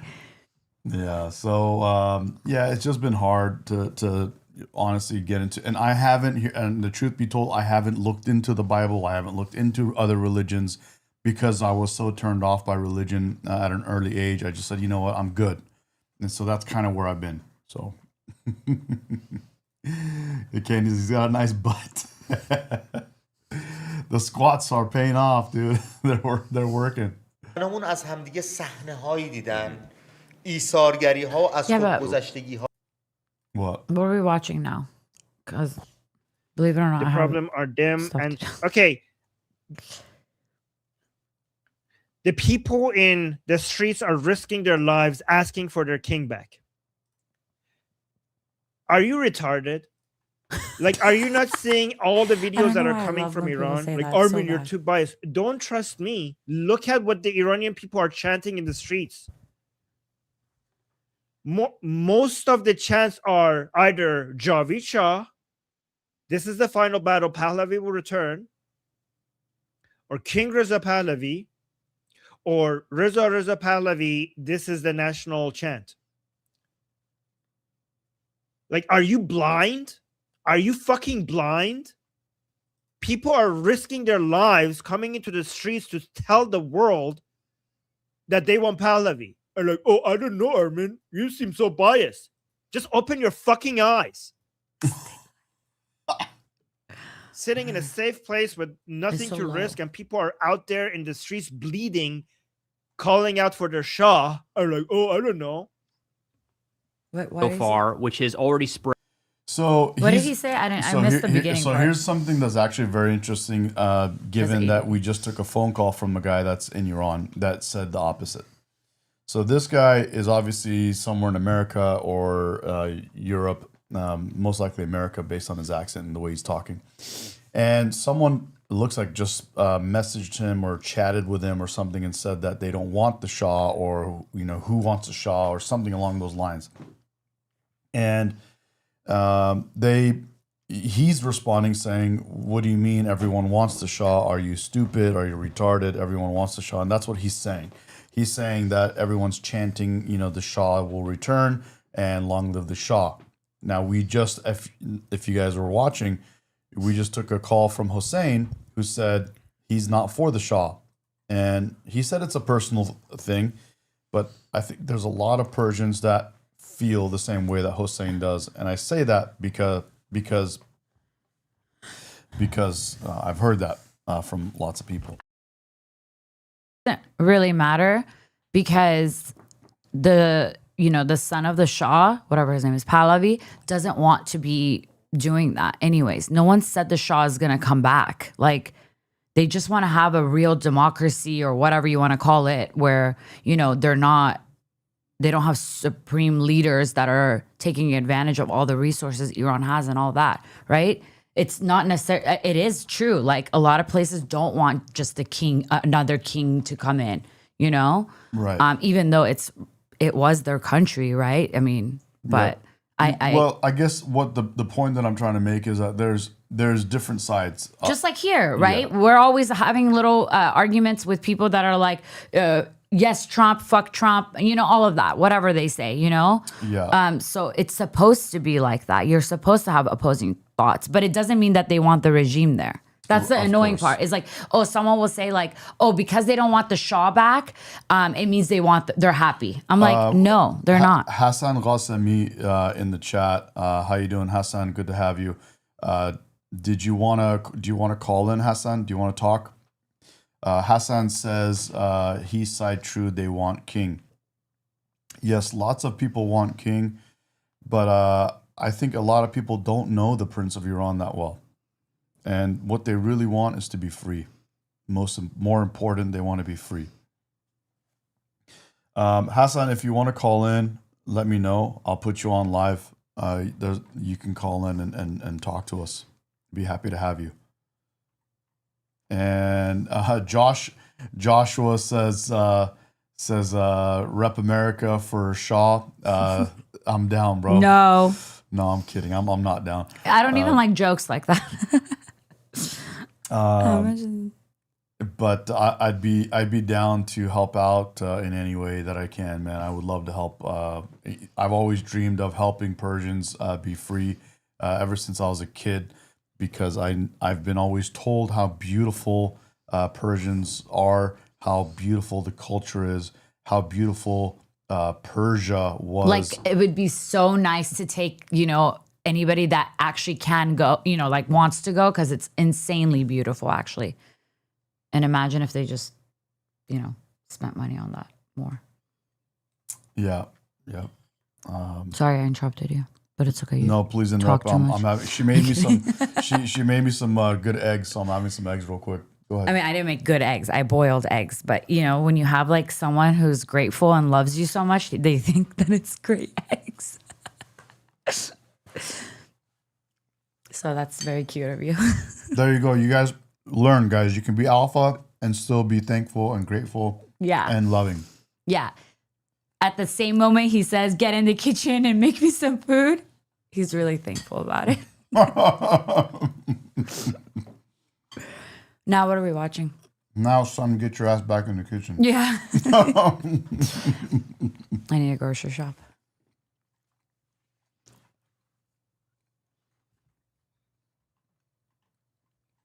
Beta bear. Satan is your daddy, woman. Oh yeah, let's talk about that. I agree, Mac. Let's talk about that. Like, can we? What? About the ice thing. What? Yeah. Look what Mac said. Yeah. Read it. 100%. We should. But read what he said. I cannot believe that people are actually absolving this woman for trying to run over a federal agent. Yeah, I agree. That's weird. What do you guys? Sorry. What do you guys think about that? You're sweet. Spurgeon? Yeah. Candy. Oh, it's Candy. Okay. Is that who you talked to earlier or Nurse? Uh-huh. Oh, cute. No, I didn't talk to. I talked to Nurse earlier. Oh, okay. Yeah, I liked her accent. Yeah. Yep.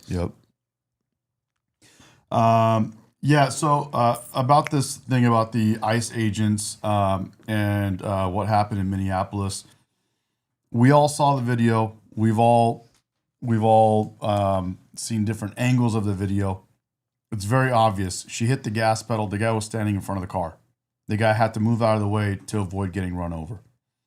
Whether she was fleeing and he was in her way, or whether she intended to run him over, that's something to be sorry. No, if you actually watch the video, you will see that like exactly what State Line said. Watch all the clips on all the different angles. There's like a million videos now, right? Yeah. And she hits him. It doesn't matter if you're trying to move away. You still hit me. I understand. So let me finish what I was saying. So this is what I was trying to say is whether she was intending to flee or intending to hit him, either way, he was there in front of the vehicle and she knew that and she did it anyway. And she was, oh my God. I can't be on these lives. I'm not a normal human. It's okay. They're not looking for I know, but like perfection. Like, so either which way.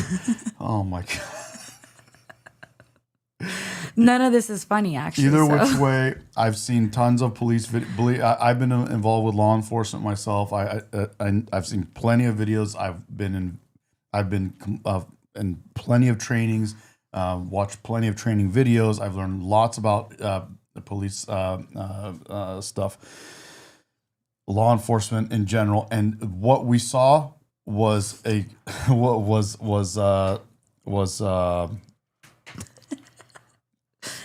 I'm changing my name to Slurp. It's Slurpee.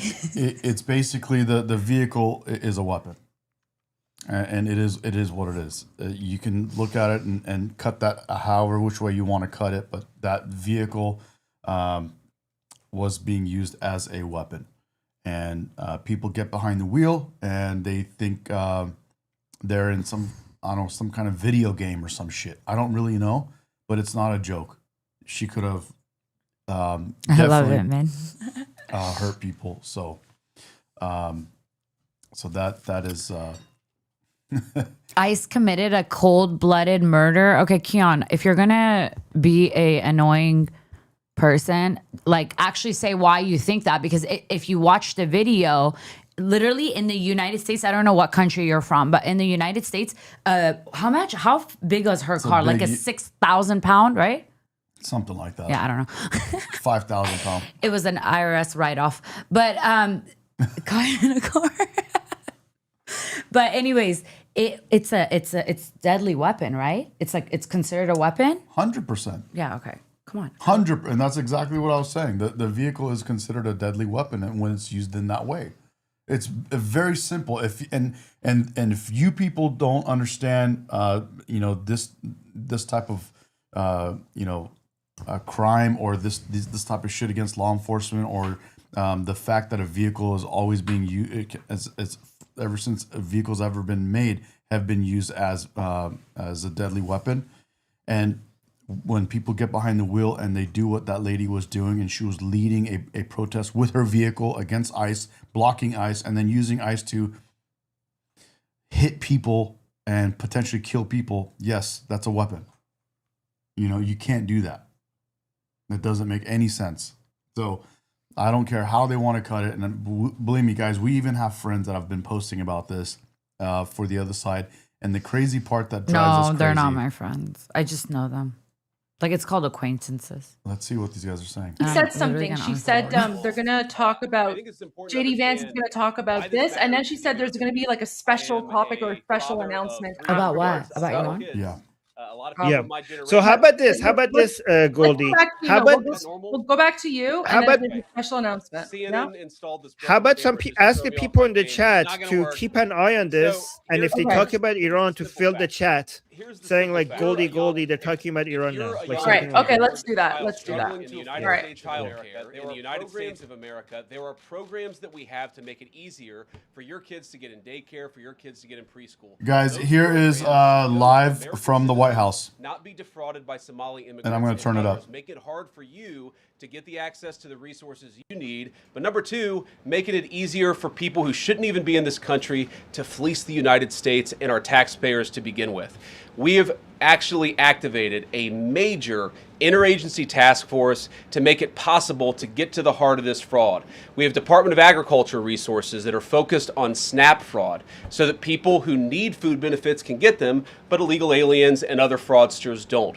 We have over 1,500 subpoenas that the Department of Justice has issued to get to the heart of the fraud ring. We've done almost 100 indictments, mostly Somali immigrants, but also a few others. And I'm of gonna go course, get a we're looking coffee. in with broad investigatory bring me a authority water. to a number of the instances of wrongdoing I that have a we've meeting seen at 11. in Minneapolis. But we also want to expand this. We know that the fraud isn't just happening in Minneapolis, it's here, also by happening the in way. states like Ohio. How about It's that? happening in states like California. No, you have and to, so like, what we're show doing them. in order to Show them help what? coordinate don't this flash remarkable them. interagency Show them effort your from the Trump muscle. administration, He but literally also to can- make sure that we prosecute the bad guys and do it as swiftly and efficiently as possible, is we are creating a new Assistant Attorney General position who will have nationwide Yeah, he has to jurisdiction show you his legs, over 'cause the the power issue comes of from fraud. legs. Now, of course, that person's efforts will start and focus primarily in Minnesota, but it is going to be a nationwide effort because, unfortunately, the American people have been defrauded in a very nationwide way. I want to thank a couple of people for their cooperation, in particular Pam Bondi, our Attorney General, first of all, for getting a lot of resources to Minneapolis to start to investigate and prosecute this fraud, really at an industrial scale. We've never seen fraud like this in the history of our country. Pam has been doing a great job to get the resources there to uncover it, but importantly, creating a job like this often takes months, sometimes even longer. When we realized that we needed this Associate Attorney General position, Pam got this person up and running in about a week. We're going to make the nomination hopefully in the next few days. We'll obviously let you guys know who that is when we do it. I've talked to Senate Majority Leader John Thune, who has promised me swift confirmation for this official, but this is the person who is going to make sure that we stop defrauding the American people. And here's one final thing I'll say about this.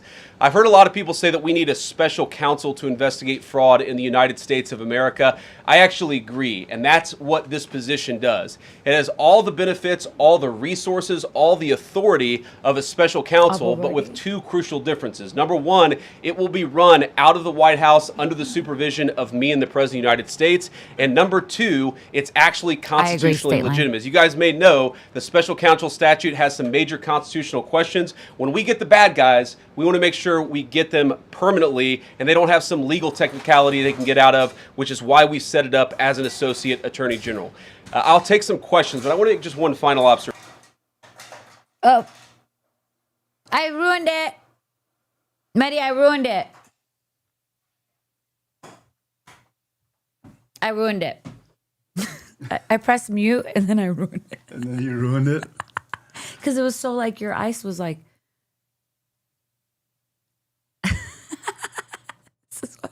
Because this was an attack on federal law enforcement, this was an attack on law and order, this was an attack on the American people. The way that the media, by and large, has reported this story has been an absolute disgrace, and it puts our law enforcement officers at risk every single day.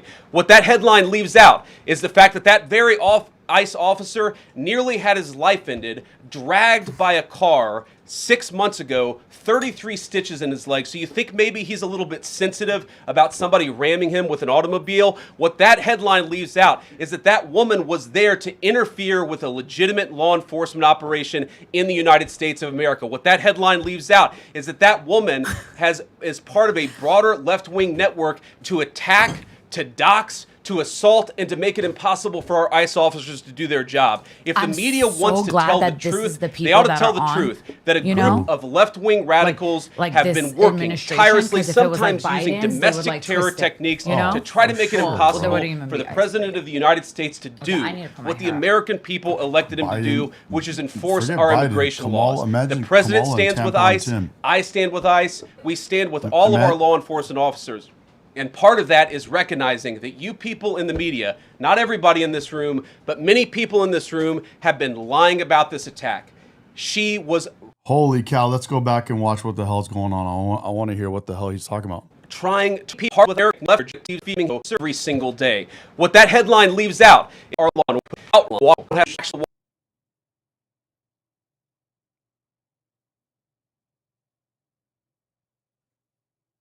people. And here's one final thing I'll say about this. I've heard a lot of people say that we need a special counsel to investigate fraud jurisdiction and make the nomination. Hopefully in the next few days, we'll obviously let you guys know who that is when we do it. I've talked to Senate Majority Leader John Thune, who has promised me swift confirmation for this official. But this is the person who is going to make sure that we stop defrauding the American people. And here's one final thing I'll say about this. I've heard a lot of people say that we need a special counsel to investigate fraud in the United States of America. I actually agree, and that's what this position does. It has all the benefits, all the resources, all the authority of a special counsel, but with two crucial differences. Number one, it will be run out of the White House under the supervision of me and the President of the United States. And number two, it's actually constitutionally legitimate. As you guys may know, the special counsel statute has some major constitutional questions. When we get the bad guys, we want to make sure we get them permanently and they don't have some legal technicality they can get out of, which is why we set it up as an associate attorney general. I'll take some questions, but I want to make just one final observation here. When I was actually walking out here, somebody sent me a photo of a scene. He's about to talk about what happened with ICE, so we want to listen and see what he's about to say in there. So let's pull this up. CNN headline about what happened in Minneapolis, and this is the headline. I'm just going to read it. Outrage after ICE officer kills U.S. citizen in Minneapolis. Well, that's one way to put it, and that is the way that many people in the corporate media have put this attack over the last 24 hours. And I say attack very, very intentionally, because this was an attack on federal law enforcement. This was an attack on law and order. This was an attack on the American people. The way that the media, by and large, has reported this story has been an absolute disgrace, and it puts our law enforcement officers at risk every single day. What that headline leaves out is the fact that that very ICE officer nearly had his life ended, dragged by a car 6 months ago, 33 stitches in his leg. So you think maybe he's a little bit sensitive about somebody ramming him with an automobile? What that headline leaves out. Wow, I did not know that. I didn't listen. Oh my God. I was reading. Did you guys just hear that? I did not know that. That same officer was almost ran over and dragged. He was actually dragged by a vehicle. In the same city? I don't know. Rewind it a little. Let me turn on your sound. Yeah, so. Rewind it a little. Out is that woman was there to somebody once off every single day.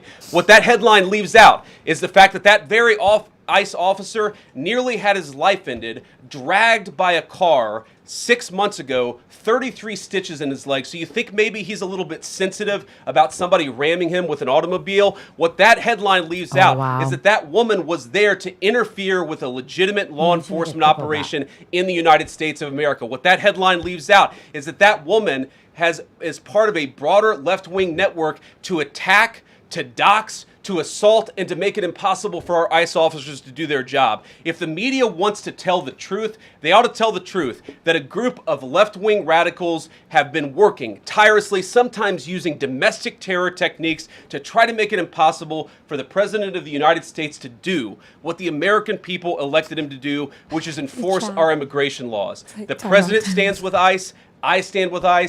Make it louder. Yeah. We stand with all. It is loud for them, just not for us. Why? All of our law enforcement officers. And part of that is recognizing that you people in the media, not everybody in this room, but many people in this room. Should we go subscriber only? I'm down.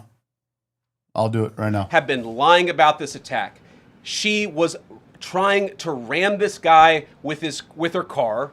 He shot back. He defended himself. He's already been Good for him for seriously defending wounded in law himself. enforcement operations before, I've and never everybody who's heard been in the repeating the history lie of that life this is some innocent woman who was out for a drive in Minneapolis. when a someone law getting enforcement involved officer with shot at law her, you should be ashamed of officers when they're yourself. trying to do their Every job. single It's one like of the you. weirdest Question. thing. Say it again. I said I've never ever like just simple logic of when an officer, a police officer or whatever is doing something, any law enforcement, let's say it's CI, like I don't know, FBI. Come in more this way. Bro, you know I have ADD. I'm not gonna remember what I had to say. Pull me. There you go. But do you know what I'm saying? I've never seen that. Like, what's their thought process to get involved in like something like that? Like the girl and the other people, the anti-ICE people. It's like you're not supposed to like be involved when they're trying to do officer stuff. Or trying to get their car out of the snow when it's just stuck in the snow and they're trying to push their car out of the snow and you want to go and try to act crazy with your car, use your car as a weapon to block actual people and then go in and hit the gas pedal when the guy's standing in front of your car. Yeah, it's so weird. It's so weird. Like, what do you think you're doing? And Jennifer's probably right. They're being paid. Yeah, it always comes down to money. People are so fucking weird. They do weird shit for money. That's a good point. That was a good one. Yeah, but like, wow. And then they feel so you're willing to get paid but get arrested or killed in this scenario? That's wild to me. It better be millions and millions of dollars. No, and bro. They I think they get paid, and then they feel some kind of a superiority thing, and now they're going. It's almost like they're doing the justice for the people. You know what I mean? Like it's really weird. It makes sense though.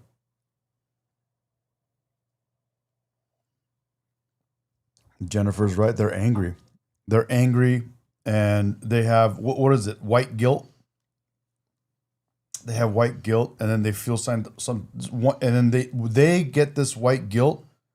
And then they feel like they have this justice, this like thing that this right to go out and go nuts. Yeah. They think they're better than you. They're like, I feel guilty for being white, so that makes me better than everyone else. And now I have the right to go out and do whatever I want to make sure you're in line. I don't know. I'm so right? confused. Yeah, play it now. I don't know. I didn't really listen. Thank you, Mr. Vice President. I wanted to read a quote from Tim Walz earlier today. He said, when things looked bleak, it was Minnesota's first that held the line for the nation on July 3rd, 1863. And I think we may be in that moment now. Can you comment on his... They're so stupid. That's the beautiful Mary Margaret Olohan from the Daily Wire. rhetoric and Mayor Jacob Fry and whether they want to see unrest in Minneapolis? Well, that's very tough rhetoric from a guy who just quit because his fraudulent activities have been uncovered. Look, Tim Walz is a joke. His entire administration has been a joke. The idea that he's some sort of freedom fighter, he's not. He's a guy who has enabled fraud and maybe, in fact, has participated in fraud. That's what this new Assistant Attorney General position is going to find out. I don't care what Tim Walz says. I care about getting to the bottom of this fraud for the American people, and I care about enforcing the nation's immigration laws. That's what we're going to stay focused on. I love that. Yeah. A related question here. I mean, Democrats have accused ICE of murder. They've said they're targeting Americans. They've told ICE to get the F out of Minnesota. 100% agree with State Line. Let me put this on the screen, bro, because I haven't been putting chats on the screen. Where's State Line? There you go. This is going to stoke the fire against ICE agree. agents, and you're talking about Too. ICE agents right now and being concerned about I am proud what, to be if anything, American. is the administration going to do to make sure these folks are protected during these protests? But also, should DHS sort of revisit their procedures here? I mean, nobody wants to see an American killed. Are there changes that need to be made to make sure something like this doesn't happen again? Look, first of all, of course, nobody wants an American citizen to be killed. This is absolutely a tragedy, but it's a tragedy of the making of the far left. They have radicalized Exactly, men. They think they're like freedom fighters. a very small segment of the population, taught them that ICE agents are engaging in wide-scale violation of people's rights. What our ICE officers are doing is deporting the millions of criminal aliens that were let in during the Biden administration. So number one, we have to say, as a matter of leadership, and I would appreciate if the Democrats would join me on this, let's be honest about the fact that we have way too many illegal aliens in this country. Our ICE officers should be supported in doing their job. You're trying to actually marshal the far left lunatic fringe to engage in doxing, to try to make it impossible for them to enforce the law, and in some cases actually to engage in acts of domestic terrorism against our law enforcement officers. When you talk about different plans, different protocols, different policies, I forget exactly how you asked the question. Here's the simple fact. What we're going to do is make it easier for the American People's Administration to enforce the American People's law. And that means that Democrats have to stop rallying the mob against legitimate law enforcement operations. And that means that we are going to get tougher, and that's what this AAG position is about. We're going to get tougher at the people who are defrauding the United States by inciting violence against our law enforcement officers. That's one of the things that we're going to do. We've already started that work at the Department of Justice. But we're going to keep on doing it, and this new AAG position is going to kick that into high gear. Vice President Vance, you just suggested that this woman who was killed, Renee Good, is part of a broader left-wing network. Who do you think is behind this broader left-wing network? Well, it's one of the things we're going to have to figure out, but here's the way that I put it. When somebody throws a brick at an ICE agent, or somebody tries to run over an ICE agent, who paid for the brick? And who told protesters to show up and engage in violent activity against our law enforcement officers? You see, just with this most recent terrible incident in Minneapolis, you see friends of this woman's or other people who are eyewitnesses saying basically that she was there to engage in obstruction of a legitimate law enforcement operation. How did she get there? How did she learn about this? There's an entire network, and frankly, some of the media are participating in it, that is... This is a fantastic point. Very good point. Yeah, where did they get? How did you get there? How did you know they're there? Who's paying you? Who's telling you? Where are you getting the information? Is there like an app? It's trying to incite violence against our law enforcement officers. It's ridiculous, it's preposterous, and part of our investigatory work is getting to the bottom of it. Who's funding it, who's supporting it, who's cheerleading it, and of course if there's illegal activity related to that, we're going to get to the bottom of that and prosecute it where we can. Vice President, thank you for taking questions today. Is there a risk with you describing her as a deranged leftist, talking about very specific facts of these events, when an investigation is just beginning? Are you preempting a thorough investigation by drawing such conclusions? And have you received any information beyond the videos we've seen publicly about this individual, her specific acts, that has informed your point of view? Well, first of all, the Department of Justice is going to investigate this. The Department of Homeland Security is already investigating this. But the simple fact is, what you see is what you get in this case. You have a woman who was trying to obstruct a legitimate law enforcement operation. Nobody debates that. You have a woman who aimed her car at a law enforcement officer and pressed on the accelerator. Nobody debates that. I can believe that her death is a tragedy, while also recognizing that it's a tragedy of her own making and a tragedy of the far left who has marshaled an entire movement, a lunatic fringe, against our law enforcement officers. I think what is clearly happening here, and it's going to keep on happening unless the Democrats wake up and say, you know what, you don't have to agree with our immigration policies. You don't have to agree with what the president or the vice president believe about immigration enforcement, but why don't you take this to the ballot box? Why don't you vote? Why don't you organize? Instead, what some of them are doing is encouraging people to get violent with our law enforcement officials. It's disgraceful, and it's got to stop. Just to follow up on that question, and again, thank you for taking questions, Mr. Vice President. There's clearly a lot of emotion in Minnesota, across the country, over this incident. You're calling Renee Good a deranged leftist. There's been heated rhetoric that we've also heard from officials. What responsibility do you and the president have to diffuse some of the tension that we are seeing play out in Minnesota, bring down the temperature as this investigation is unfolding? What we have a responsibility to do is to protect the people who are enforcing the law and protect the country writ large, whether you're Democrat or Republican. I'm about to almost cramp my Okay, whole right. leg. I need to hear what he says. Yeah. Hold on. Sorry. Guys, I agree. Vance 2028. Vance would be a great choice.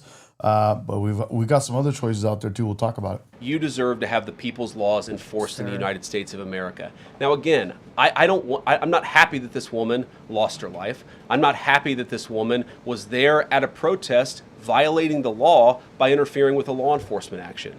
I think that we can all recognize that the best way to turn down the temperature is to tell people to take their concerns about immigration policy to the ballot box. Stop assaulting and stop inciting violence against our law enforcement officers. That's the best way to take down the temperature. And we're not going to give in to terrorism on this. And that's exactly what's happening. People trying to antagonize, to commit acts of violence. They throw bricks at them. Sometimes they shoot at them. Sometimes they dox them. Sometimes they go to their place of residence and harass their families. This is classic terrorism. And we cannot say that when a far left fringe is inciting violence against our brave law enforcement officials, that we're no longer going to enforce the law. That's rewarding the very people who are engaged in this garbage. The actual reward that they just got is a new assistant attorney general who is going to prosecute and investigate this stuff even more aggressively than before. I love how he said that, guys. He said if we stopped, doing law enforcement, then that is basically giving in to the very people that are trying to, stop all this stuff. We can't stop. We're not going to stop enforcing the law. No. That's what they want. We're not going to give in to them. This is America. We have laws. Of course. Thanks for taking my question. So the head of Minnesota's investigations agency says that the U.S. Attorney's Office has essentially cut off the state investigations agency's access to the investigation. What is the precedent for that, and why shouldn't the Minnesota officials on the ground have access and evidence to work on this investigation? First of all, I wish the state officials in Minnesota would investigate why you have so many people who are using their vehicles and other means to actually interfere with a legitimate law enforcement operation. The precedent here is very simple. You have a federal law enforcement official engaging in federal law enforcement action. That's a federal issue. That guy is protected by absolute immunity. He was doing his job. The idea that Tim Walz and a bunch of radicals in Minneapolis are going to go after and make this guy's life miserable because he was doing the job that he was asked to do is preposterous. The unprecedented thing is the idea that a local official can actually prosecute a federal official with absolute immunity. I've never seen anything like that. It would get tossed out by a judge. So what I'd like Minnesota to focus on is the real issue, that they're encouraging people. Minneapolis officials are encouraging people to commit violence against ICE officials. It's ridiculous. It's got to stop. Go ahead. Mr. President, thank you. You said earlier that there's a left-wing network to attack, to dox, to assault, and make it impossible for ICE officers to do their job. You told my colleague just now that there's an investigation going on into that network. Yep. So if everything that you say is true, how does being part of that network justify being shot? Well, being part of the network doesn't justify being shot, but ramming an ICE officer with your car, that's what justifies being shot. It's not a good thing, by the way, but when you force somebody to engage in self-defense, it's almost a preposterous question. I'm not saying that funding some of this stuff justifies capital punishment. Nobody would suggest that. The reason this woman is dead is because she tried to ram somebody with her car, and that guy acted in self-defense. What a dumbass question this guy asked. Who is that moron that just asked that question? That is why she lost her life, and that is the tragedy. Now, there may be other violations of the law and other penalties that are associated with those violations of the law. For example, if you are funding violence against our law enforcement officers, I'm not a prosecutor. My guess is that's not the sort of thing that earns capital punishment, but it should sure as hell earn you a few years in prison if you're funding the effort to try to assault our law enforcement officers. I'm sorry, guys. What's going on here? You guys are meant to report the truth. How have you let yourself become agents of propaganda of a radical fringe that's making it harder for us to enforce our laws? You just asked me a question that presumed that the reason why this woman died is because she was engaged in legitimate protest. She tried to run somebody over with her car, and the guy defended himself when that happened. Next question. Wow. Let's go, JD Vance, baby. Let's go. Question. The investigation is still ongoing. I said next guy defended is because she was engaged in legitimate listen. protest. She tried to run somebody over with her car, and the guy defended himself when that happened. Next question. The investigation is still ongoing. I said next question. Mr. Vice President, I mean, you presumably watched the video yourself. There's not the slightest doubt in your... Damn, bro. Damn. Let's go, dude. They pissed him off, bro. He's not happy, bro. He's on it. He's not having it, bro. Let's go. Mind, having viewed it, that this... I said next question. Mr. Vice President, I mean, you presumably watched the video yourself. There's not the slightest doubt in your mind, having viewed it, that the victim, you still believe that she deliberately tried to ram him despite seeing this video. Look, I don't know what is in a person's heart or in a person's head, and obviously we're not going to get the chance to ask this woman what was going on. What I am certain of is that she violated the law.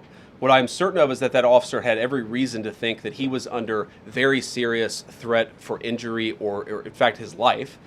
What I'm certain of is that she accelerated in a way where she ran into the guy. I don't know what was in her heart and what was in her head, but I know that she violated the law, and I know that officer was acting in self-defense. It raises an interesting point, though. Look, if people want to say that we should have a legitimate debate about, what was she really doing, right? Was she panicking when she drove into this officer, or was she actually trying to ram him? That's a reasonable conversation. What's not reasonable is for so many of you to plaster all over the media that this was an innocent woman and that the ICE agent committed murder, which is what many of you have said explicitly and some of you have said implicitly. That's what I have an objection to. The idea that this was not justified is absurd, and I think everybody knows it in their heart. Yeah. Mr. Vice President, In the green jacket. Taking down the temperature, it seems like political violence is ratcheting up and riots could be around the corner. What steps does the administration have planned to try to unite America?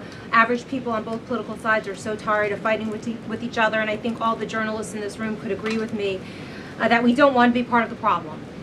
Do you have any words to unite America? I know you don't want to be a part of the problem, and I think that's true of a lot of you. I'm not sure it's true for everybody, because the reporting over this has been one of the biggest scandals I've ever seen in media. I've never seen a case so misrepresented and misreported when you have a guy who was defending himself and is now being treated as some sort of federal assassin by so many of the people in this room. First of all, let me say about crime. You mentioned violence. One of the things we're proudest about is that you saw violent crime over the last year drop by 20%. Why is that drop by 20%? Is it because we're attacking our law enforcement officers, or is it because we in the administration are empowering our law enforcement officers to enforce the law? I think that's one of the ways you take down the temperature, is you make people feel more secure and safe in their person and property. That's why we care so much about protecting our law enforcement, because it accrues to the benefit of the entire national community. I think that we can absolutely talk about the ways in which we can lower the temperature by discussing differences in a reasonable and rational way. Again, I'm happy to talk with any congressional Democrat or any of you about our immigration policy, about why I think it's necessary, about why I think it's in the best interest of the country, about...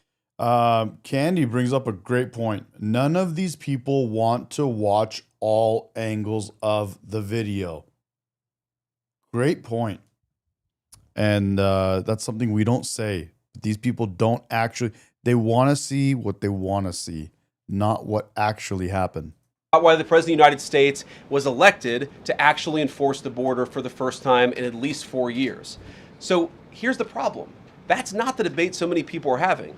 They are actively covering for people who are committing acts of violence against federal law enforcement. It is preposterous. The way to take down the temperature is to stop it. Have your debates about policy. Attack me. Attack the President of the United States. Don't attack our law enforcement officers.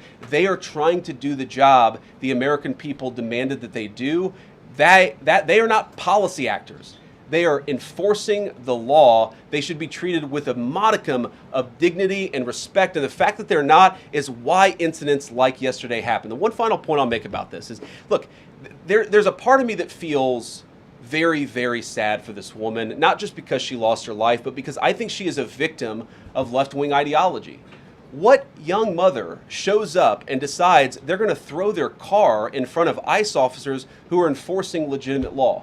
You've got to be a little brainwashed to get to that point to where you're willing, not just to protest, that's fine, not peacefully protest, but throw your vehicle in front of legitimate law enforcement officers and drive your car into them. To get to that point, you have to be, I think, radicalized in a very, very sad way. I certainly wish that she hadn't got there. I know there's an ICE officer right now who very much wishes he was not put in the position where he had to fire a gun to defend his own life. Yeah. Yeah. Agreed. Thank you, Mr. Vice President. And you guys know me. Whenever I hear words that I never heard that I want to learn about, I'm going to put them up on the screen for you. He just said a modicum, and I searched it, and I spelled it right. And here it is, a modicum. A small quantity of a particular thing, especially something considered desirable or valuable.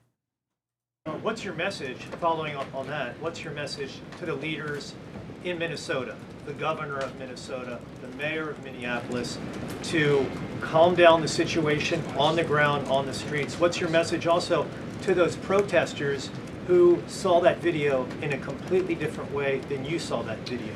Well, first of all, I think if you watch every angle of that video, there is one angle where if you squint, you can maybe tell yourself that it's not clear what happened. But when you look at all angles of that video, it is very clear that her vehicle went right for the guy. She actually collided with him. And then that's, of course, when he fired his shots. That's obvious, okay? So what I'd say to the protesters is, by all means, protest peacefully, but make this about ideas. Make this about disagreement with our policy. Don't use your protest as a justification or an encouragement for people to go and incite violence and participate in violence against our law enforcement officials. To the people on the ground in Minneapolis, meaning the local officials in Minneapolis from Tim Walz on down, I'd say, look, why can't you just disagree with a given piece of immigration policy without turning law enforcement into the enemy? And think about, for example, a criminal. Wow, that's a very great and clear point, and it's something we're all thinking all the time. Why can't you just disagree without making law enforcement the enemy?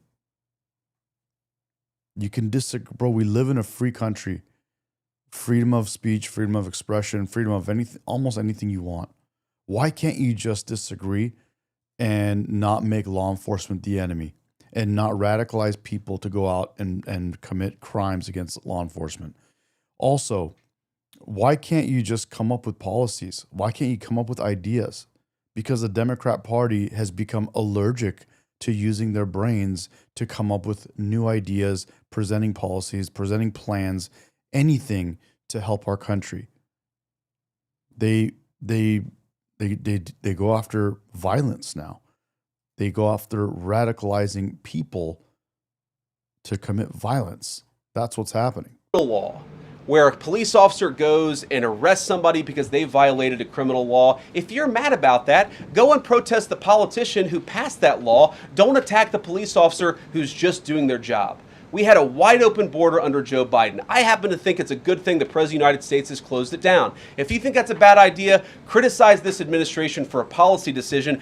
Don't attack our people for enforcing the law, because I guarantee you go to ICE, there are black people and white people, there are Democrats and Republicans, they are patriotic Americans who are trying to enforce the law. Attack me, lay off of our ICE agents.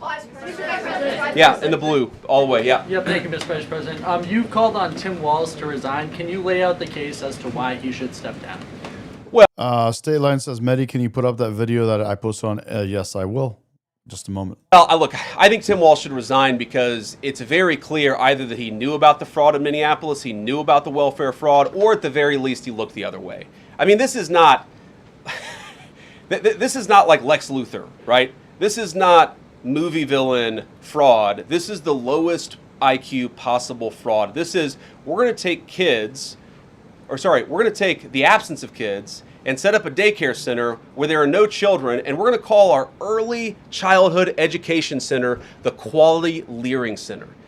By the way, if you can't spell learning, maybe you shouldn't be in early childhood education. But people got rich off of this. We know that there were schools who either had no enrollment or at least they overstated their enrollment. Tim Walz, either it was unbelievable incompetence or he was in on the fraud. That's one of the things we're going to get to the bottom of. Sir. Thank you, Mr. Vice President. Can you explain the difference between this Associate Attorney General and a special counsel? And do you envision this being a permanent position or having more of a limited scope? Well, it's going to be permanent until we get to the bottom of what's going on, so I think it's going to last for at least the remainder of the administration. What's different about it from a special counsel is, if you remember, the Jack Smith case where the special counsel...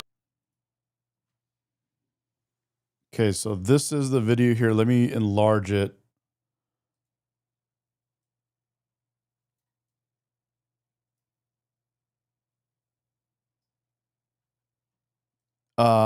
State line, is this the video you're talking about? This is it, right? Okay, there's that part of it, and then here it is here. There's the guy in front of the vehicle, and he moves out of the way. So let's watch this again. That's super slow-mo. Here is a little bit faster. He moves out of the way. It hits his like leg, I guess, and his side of his body. Here it is slow-mo. He's in front of it, and he moves out of the way after he got hit.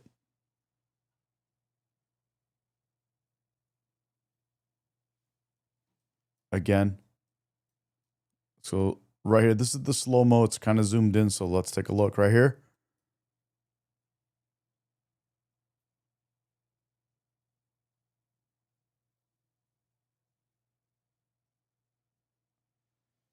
These people are unhinged. These people are unhinged, guys.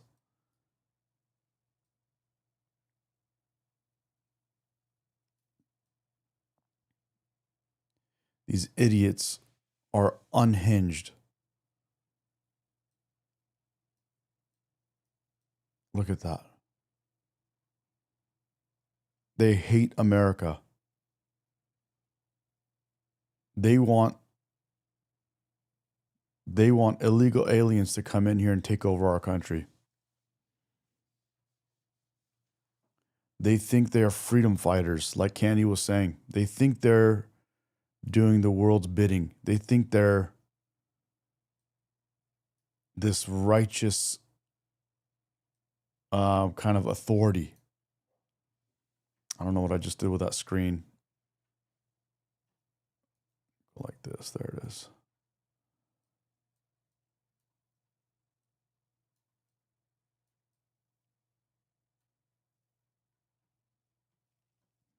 Maybe this will be a little more clear. So one more time, we'll play it one more time here, and then we'll get back to JD, our boy JD. JD 2028, guys. What do you guys? Let me ask you this: what do you guys think about John Kennedy running for president? The Senator John Kennedy, not Bobby Kennedy. The Senator John Kennedy.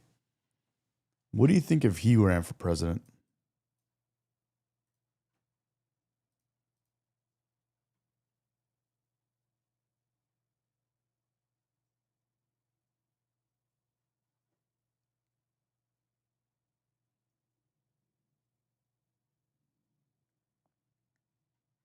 A couple of you like it. Jennifer says he's too old, unfortunately. Maybe VP. You know what I was joking with the other day is John Kennedy, president, and Carolyn Levitt, VP. Imagine Carolyn Levitt, bro. Wow. Or JD Carolyn. How about JD Carolyn? Wow, what a ticket that would be. JD Carolyn. That would be incredible. What do you guys think? John Kennedy for president, Trump VP. What, bro, I am so down. I am so down. America's Janitor says I'd vote for Carolyn in a heartbeat. 100%, bro. Dude, imagine Carolyn, bro, running, doing, dude, running a campaign. Oh my God, bro. She'd be incredible. Incredible. Incredible. Running for election. Oh my God. Let's go back to JD.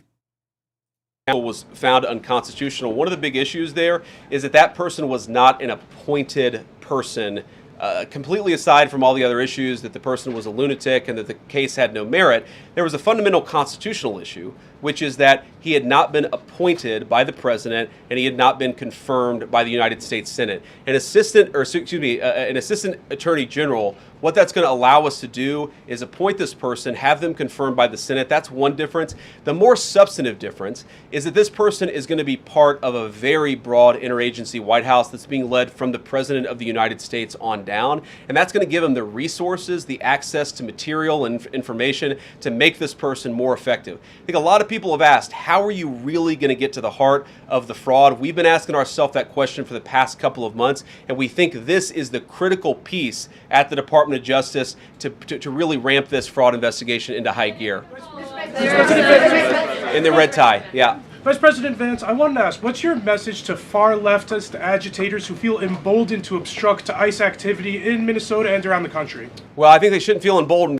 Exactly, Mr. Robert West. He says, be careful what you wish for. She wished to hit the officer and get away. Obviously, she wished wrong. Because now they have an assistant attorney general in the red tie, yeah. Vice President Vance, I wanted to ask, what's your message to far leftist agitators who feel emboldened to obstruct ICE activity in Minnesota and around the country? Well, I think they shouldn't feel emboldened because now they have an assistant attorney general who is going to prosecute and investigate their fraud and their violence more aggressively than it has ever been investigated in the United States of America. We are doing so much to try to find the financing networks and the domestic terrorism networks that legitimate this violence, that fund this violence, and that, of course, engage in the violence. These people should not feel emboldened because they have, for the first time, maybe in American history, an administration that is not going to tolerate political violence of any kind from anywhere. Yeah. We not clear today that the entire weight of the federal government is behind these ICE agents and this ICE agent in particular. There is still a federal investigation happening on the ground. Does that mean that they are not looking into this ICE agent at all? They are just focused on the woman who was in the car? What is the investigation if the federal government has already determined that its weight is behind this ICE investigation? So what do you mean, when you say investigation, do you mean investigation of the shooting yesterday or of the fraud that's happening in Minneapolis? Yesterday. Okay, look, DHS, as I understand it, has an investigation already ongoing. I know that other organs of our government are looking at this. So yes, there's certainly an investigation that's happening right now.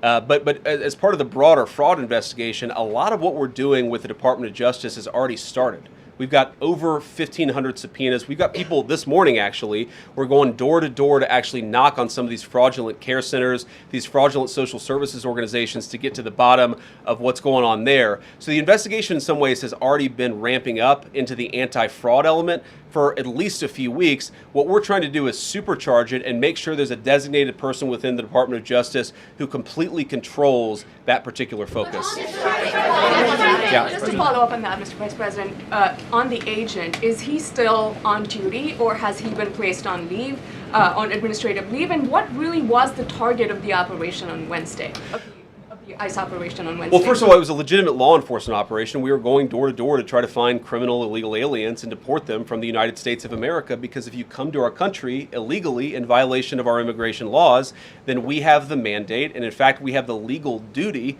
to enforce those immigration laws. Whether he's been placed on administrative leave, I don't know the answer to that question. I'd refer it to the Department of Homeland Security and they can follow up. I will say, look, I would appreciate everybody saying a prayer for that agent. Look, in the past no, Joshua, I have not seen that commercial. 6 months, he has been hit twice by a motor vehicle. One time, the first time, it led to over 30 stitches and very serious injuries to his legs. This is a guy who's actually done a very, very important job for the United States of America. He's been assaulted, he's been attacked, he's been injured because of it. He deserves a debt of gratitude, and I think the media prejudging and talking about this guy as if he's a murderer is one of the most disgraceful things I've ever seen from the American media. Mr. Vice President, what is your specific role in the future of Venezuela? And I'm wondering, could you confirm reports that the Director of National Intelligence Tulsi Gabbard was kept out of the planning for the operations because of her past concerns about military involvement in Venezuela? So I've heard a couple of things. One, that I was kept out of the planning for the Venezuela operation, that's false. And another, that Tulsi was kept out of the planning for Venezuela operations, that's completely false. Look, we're all part of the same team. And one of the things that is really amazing about that operation is that we kept it very tight to the senior cabinet level officials and related officials in our government. And we kept this operation secret for a very long time. I'm very proud of that. I think it suggests that the team works very well together. Well, looking ahead, what is my role? Look, my role is going to be whatever the president asks me to do. Guys, I'm curious, who would you guys rather have as the VP? If we had JD Vance, would you rather have Rubio or Donald Trump?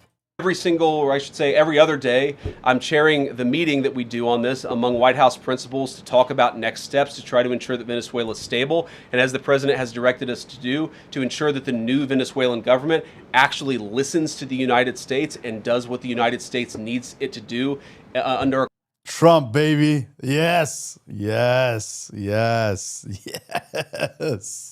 country's best interest. So I'm going to be as involved as the president wants me to be. So far, that's been very involved, and I'll keep on doing that so long as the president asks me to do it. In the purple. Yes. Even Mr. beyond the war powers Sorry, resolution. we'll go purple, and then we'll go pink or whatever that is. Only to piss off the left.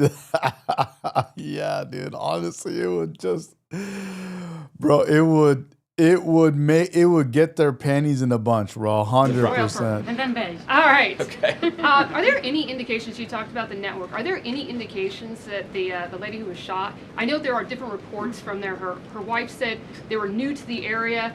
Are there any indications she may have been a paid agitator, and maybe that there are others that were brought to the area, considering everything that's going on in Minneapolis? I wouldn't say that she was paid. I don't have the evidence to say that one way or the other. What I do know is that she was violating the law, and if you just Did they just say that she had a wife? Did the girl that got killed, did she have a wife? look at the eyewitness accounts to say that indications she may have been a paid. Her wife said they were new to the area. Lady who was shot. I know there are different reports from there. Her wife said they were new to the area. Are there any indications she may have been a paid? I didn't know she. I saw that they showed her social media. I didn't know she was lesbian. I unfortunately don't have a soundbite from JLP. She's a lesbian. I gotta pull up that video. Agitator and maybe What just happened? She had a wife? Crazy, bro. Lesbian, bro. What are you guys doing, bro? These people are completely captured, dude. Their brains are completely useless. that were brought to the area, considering everything that's going on in Minneapolis. I wouldn't say that she was paid. I don't have the evidence to say that one way or the other. What I do know is that she was violating the law. And if you just look at the eyewitness accounts, they were saying she was there to prevent the enforcement of the law. She was trying to obstruct a legitimate law enforcement operation. That much is obviously clear. The rest of it, of course, is part of the reason why we investigate this stuff. Yeah. Mr. Vice President, even beyond the war powers resolution today, Congress has bucked President Trump on issues like tariffs. Are you concerned that President Trump is losing his grip on Republicans in the Congress, and what are you going to do about it? No, I'm not concerned at all. First of all, we talked to some of the senators who were going to vote the wrong way, in my view, on this resolution today. Much of their argument was based more on a legal technicality than any disagreement in policy. If you look at the people who actually voted, every single one of them have supported the administration's plan. Second of all, as the president, I believe himself has already said, every president, Democrat or Republican, believes the War Powers Act is fundamental. Yeah. So what is a man? Hold on. The thing that made a lesbian is that a female has sex with another lesbian female. Sexual. Kick the chair when they do. That goes for Joel and that other boyfriend, the two other boyfriends you got just as well. You supple ass nigga. Oh, goodbye. Goes for Joel. Lesbian. Yeah. So what is a man? Hold on. The thing that made a lesbian is that a female has sex with another lesbian female. God.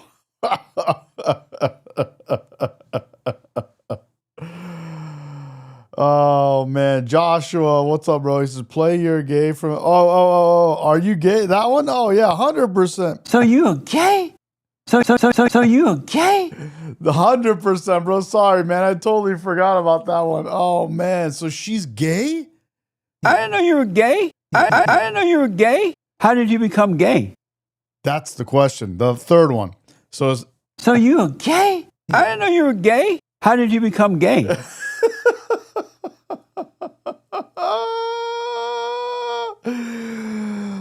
Oh man, how did she become gay? The liberals turned her gay, bro. We didn't have this many lesbians ever in the history of the world. This is not like, oh, we just found out about this lesbian thing and it's actually the best thing ever. And wow, I didn't know about this lesbian thing. No, it's like they literally they are literally turning these people into lesbians, bro. And we told you guys from the very beginning, the left party is doing all the craziest shit ever. And this has got to be AI. This can't be real. Yeah, that's AI. They're doing the craziest shit ever. The women have turned the men into beta males. The women don't like the men. The women in the Democratic Party don't like the men in the Democratic Party unless those men have become gay or transitioned into women.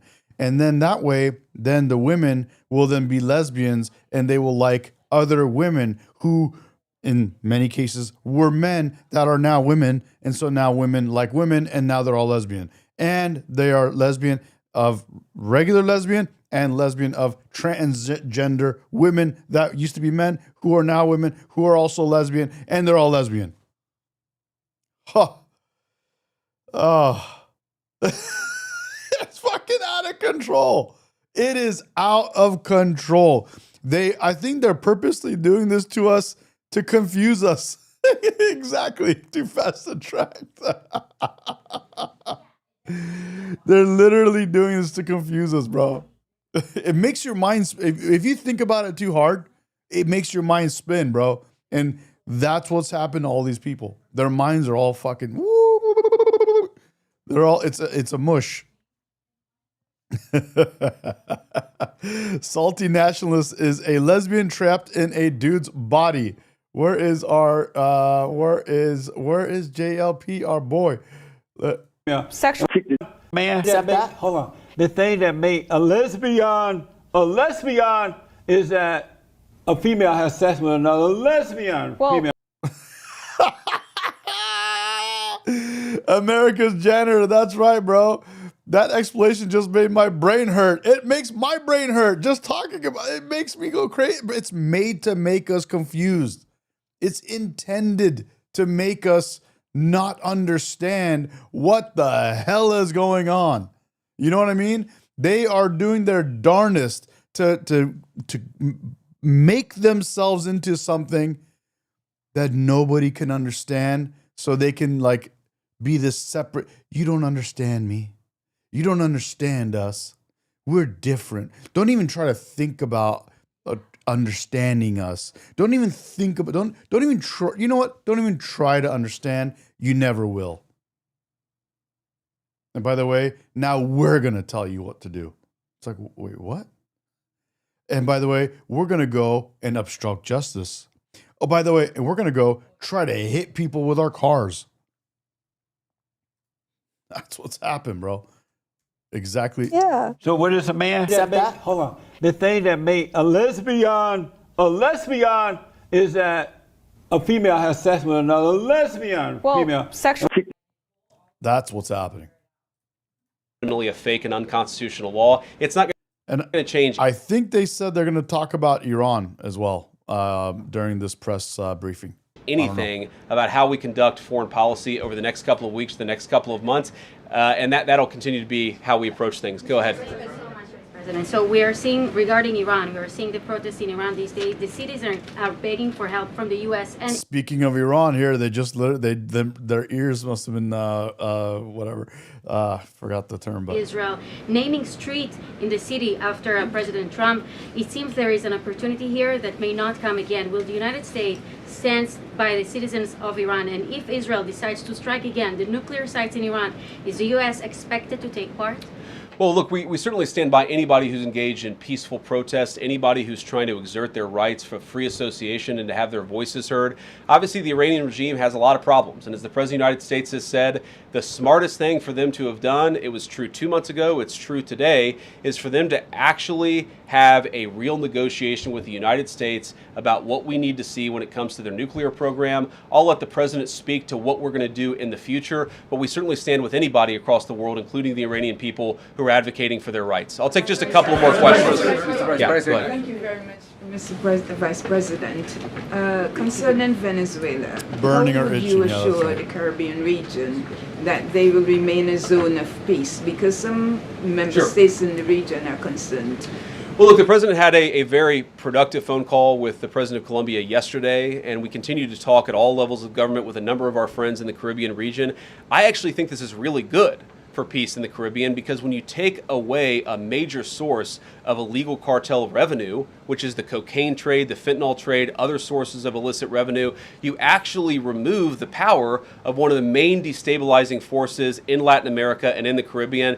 I really do think, look, we say it all the time, this is the President of Peace. One of the ways that you establish peace in your own hemisphere is to make it clear that the United States is going to be respected, that the United States is willing to take power away from criminal cartel organizations and give it to legitimate governments. That's how we see the future of the Western Hemisphere, and we think it's going to be much more peaceful than it was certainly under Joe Biden. I'll take one more question. Go ahead. Mr. Vice President, thank you. On Greenland, do you have a message for European leaders? Many in Europe reject the idea that the island could be for sale.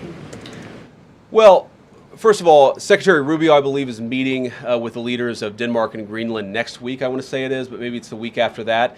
We'll continue to deliver some of these messages in private, some of them in public, but I guess my advice to European leaders and anybody else would be to take the President of the United States seriously. What has he said about Greenland? Set to the side the crazy overreactions that I've seen from the press and from certain people in Europe. What has the President said? Number one, Greenland is really important, not just to America's missile defense, but to the world's missile defense. Number two, we know that there are hostile adversaries that have shown a lot of interest in that particular territory, that particular slice of the world. So what we're asking our European friends to do is to take the security of that landmass more seriously, because if they're not, the United States is going to have to do something about it. What that is, I'll leave that to the President as we continue to engage in diplomacy with our European friends and everybody on this particular topic. And again, thank you all for listening. Thanks for taking questions. And I just ask you, look, this is politics, and often Republicans and get in arguments with the press about things, and I understand that.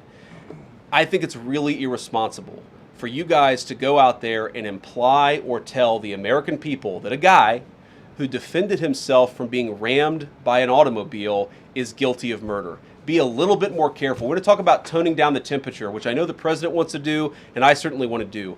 One of the ways we tone down the temperature is to have a media that tells the truth. I encourage you all to do that. God bless you. Happy New Year, guys.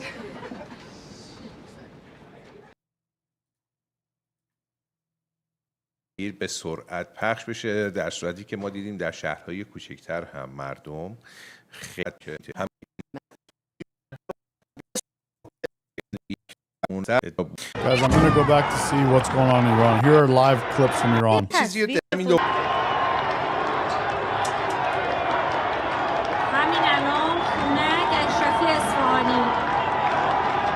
So this is in Isfahan, Iran.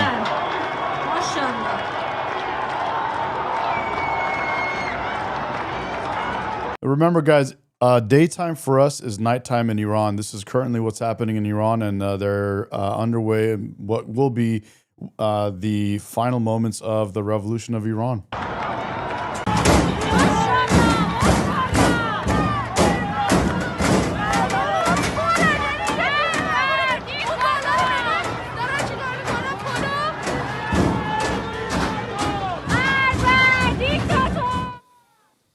البته هم پاکوبیدن بود هم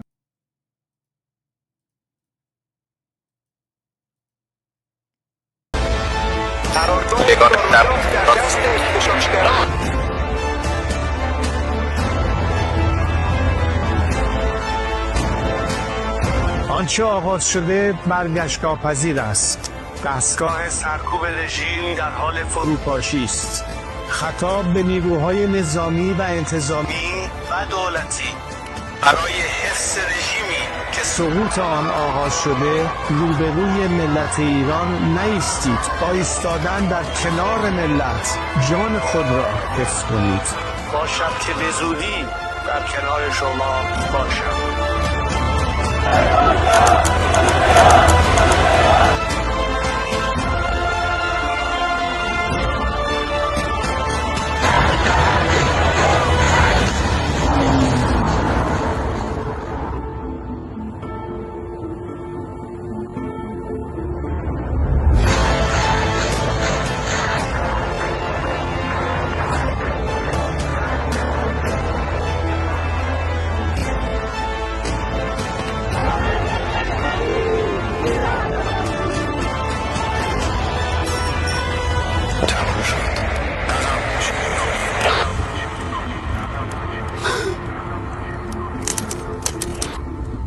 اینجا دیگر صدا و سیمای جمهوری اسلامی نیست. این صدا و تصویر تلویزیون ملی ایران است. ملت بزرگ ایران، این صدای آزادی است. جمهوری اسلامی سقوط کرد.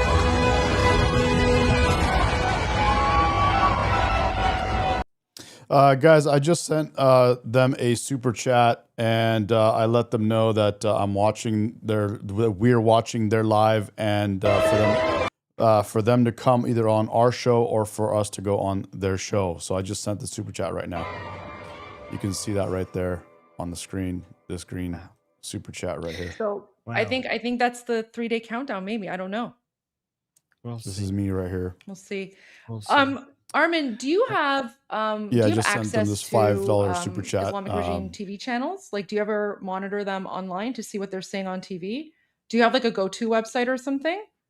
Well, I usually just search for Google and Google and whatever shows up first I'll do. But I have some new videos that I want the videos. I want the videos. But I just have a question for you.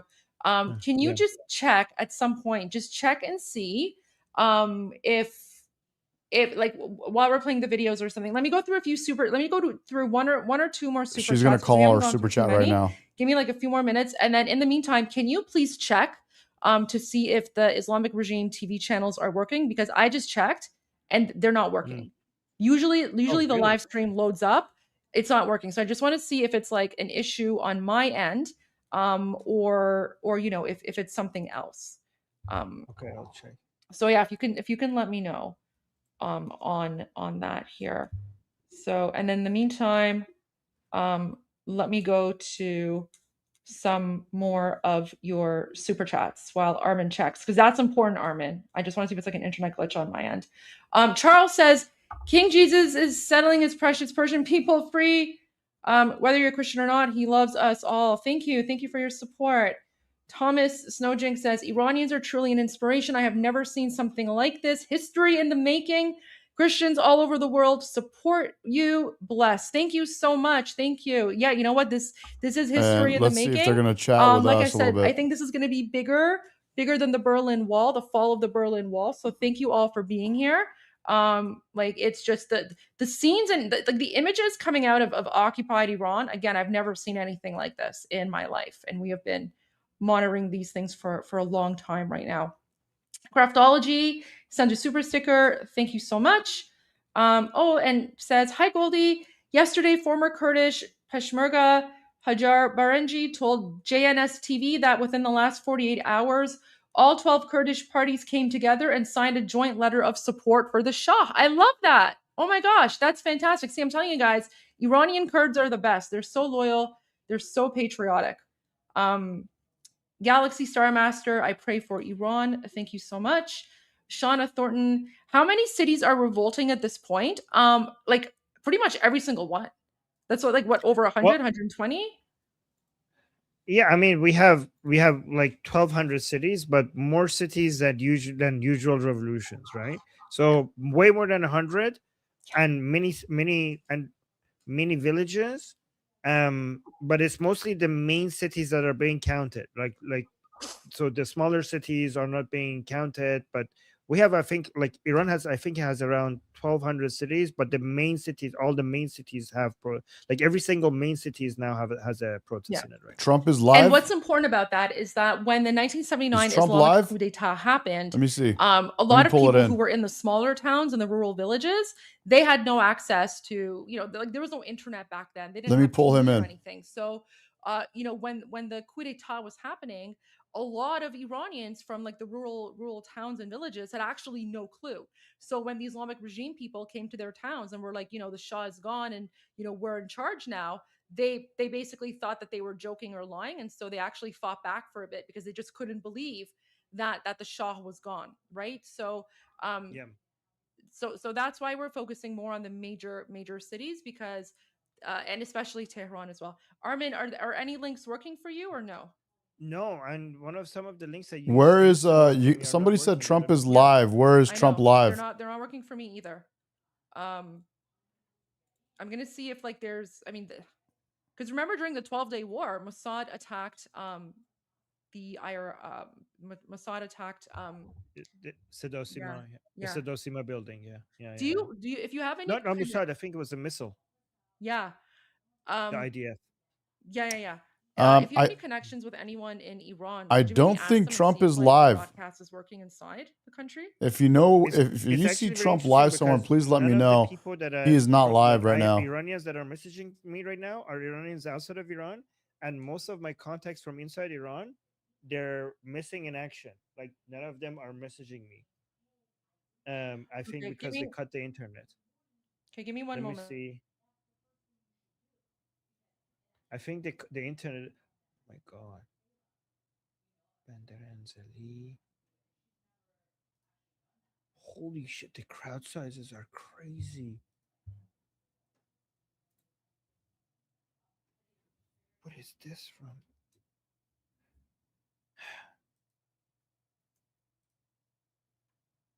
Goldie, I have some crazy new videos. Okay, all right. Let's go to your videos. Okay. Where's the first one here? Let me move the. You want to do the Mashhad first? Sure. And then this. Please call to Iran. Please help to Iranian people. Ayatollah killed my people. Please help. He's speaking in English, guys. He's speaking in English. Yeah, so this is it from Mashhad. He's speaking in English. Can you play that again? So one more time. Okay, I'll play it, mate. Yeah. Okay. Go ahead. Hi, Mr. Trump. Here is Mashhad City. Okay, so he said, so he has a bit of an accent, right? But he said, "Hi, Mr. Trump." So Iranians, when they say the word Trump, it's Trump. So, "Hi, Mr. Trump. This is Mashhad City." Ayatollah killed my people. Please help. And then he says, "Ayatollah is killing my people. Please help." My people. Please.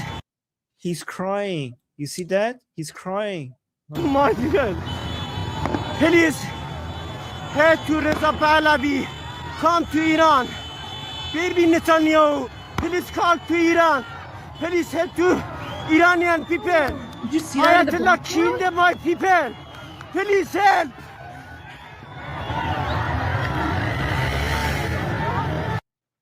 She's saying the Ayatollah is killing my people. Bibi Netanyahu, Trump, please help. It's a war zone. It's all out, like you can hear the gunshots in the background. There's like fire. There's like fire. I don't know. Did you see that? Like that fire thing?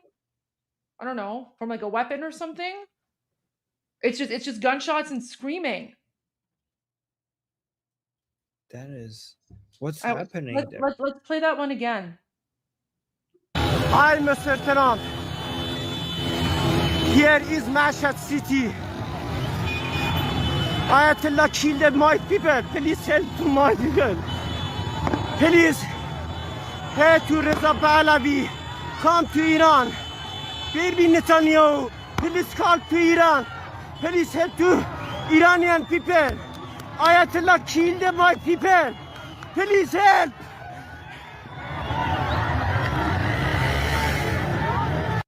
So he's saying, please help to my people. Please help to my people. Right? So he's saying, Trump, please help.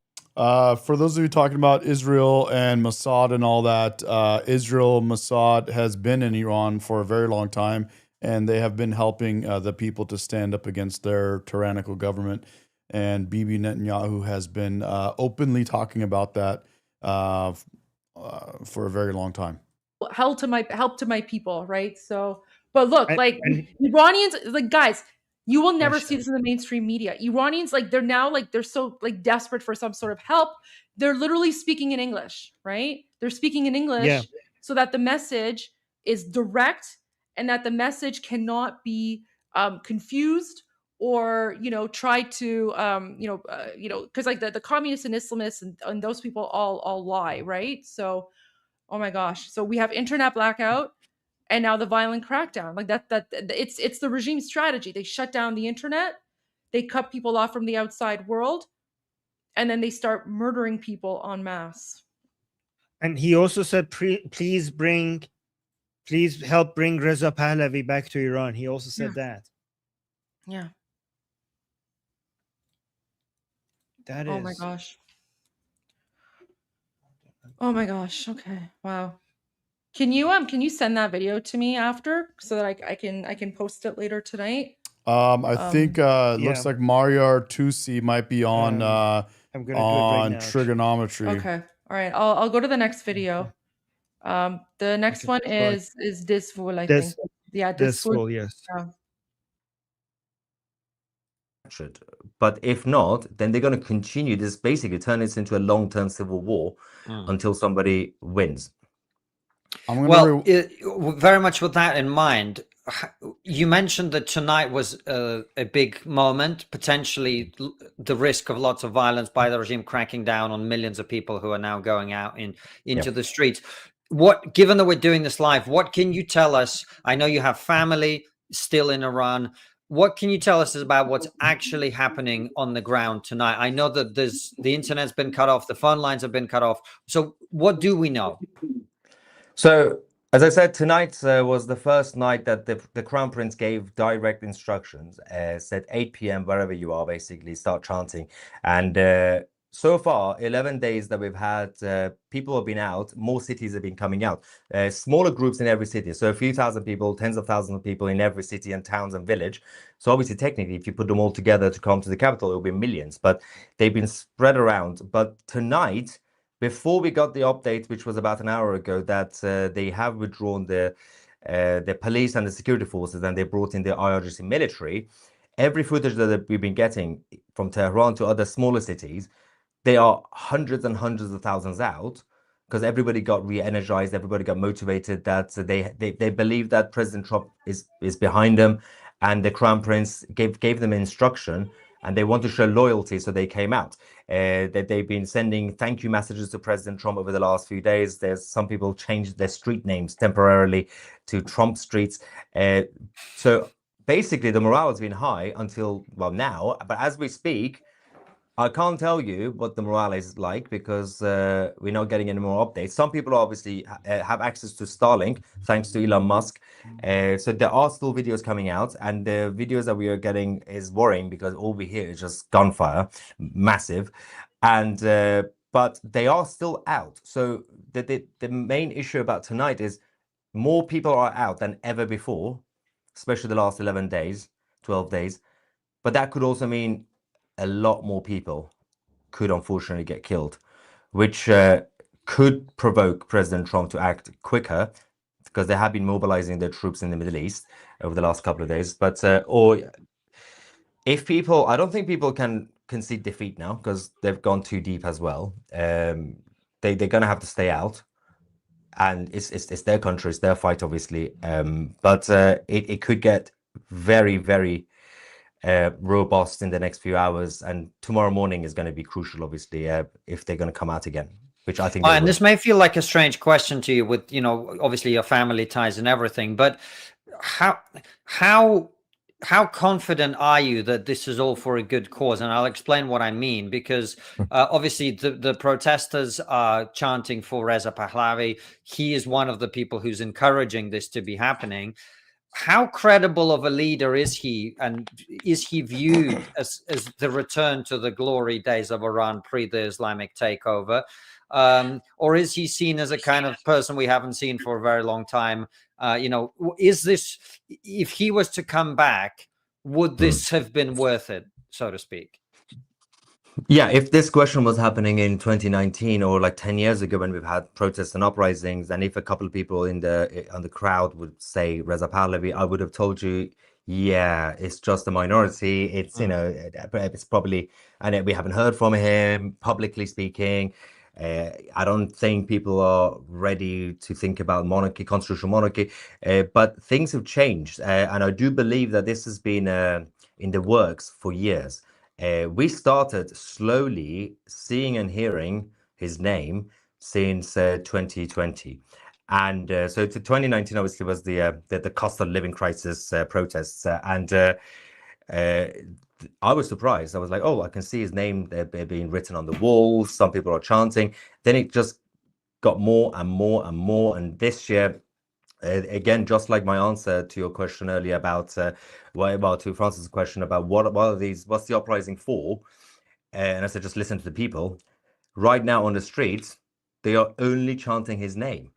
Everybody is saying Reza Pahlavi. Nobody is saying the Mujahideen, who are a small group of communist Islamic opposition technically, but nobody takes them seriously. But nobody's calling anybody else's name. There is a massive unity behind one name because he's finally obviously made it clear, because obviously after a few years of waiting to see if there is appetite, and I think there is now appetite, and it's been led by the younger generation who weren't even alive before 1979, and they've done their homework, they've done their research, and they've realized actually the best solution for the culture in Iran is constitutional monarchy as a safety net, and to be able to actually have stability and democracy, parliamentary democracy. So the consensus is the Crown Prince, and he's made it clear that, yes, I've received your call, your request, I will be leading the revolution, and I will be leading the transition government. The idea is to avoid a power vacuum or anything like that, which won't happen in Iran because it's not Iraq or Syria. Lead the transition government and conduct a referendum on the future constitution. And the way it's going, it seems that if there is a question on the ballot paper about constitutional monarchy or republic or whatever else, well, based on the current feeling, constitutional monarchy would win. But of course, that's about the campaigns and referendums and everything else that will happen afterwards. And what about the regional players? We're welcoming back Francis here. He was temporarily kidnapped by his internet. Francis, try talking just to make sure you... Hello, 1, 2, 3, 4. You're a little loud, but apart from that, I think much better. Let me ask another question while you just turn your mic down a little bit. I can't hear it. Oh, you can't hear him at all? No, the same problem happened like that. Okay, well, Francis, try reconnecting then. We'll carry on. Maya, so one of the things obviously is... So this is where I disagree with Mario Artusi, the guy in the middle who operates, obviously, who owns Tusi TV. He says that the right thing for Iran would be a constitutional monarchy. And I think as much as people want the Crown Prince of Iran or Persia to come back, a lot of people are chanting for his return, but a lot of people are chanting for his return as a form of basically asking for a change in their own government. And I think a constitutional monarchy is interesting to me. Obviously, I'm American and I'm born and raised here in America. And what I know very well that works very well is a constitutional republic. Now, it's not perfect. There are things that we want to change, like term limits and all that kind of stuff. But but I'm not really, again, I don't know which is better. I'm not saying that I completely disagree with him, but that's something that I think that needs to be kind of figured out is what makes more sense: constitutional monarchy, constitutional republic. Some have said constitutional democracy, which is not something that's very, very mainstream, but that's something that I wanted to mention. That's been mentioned before.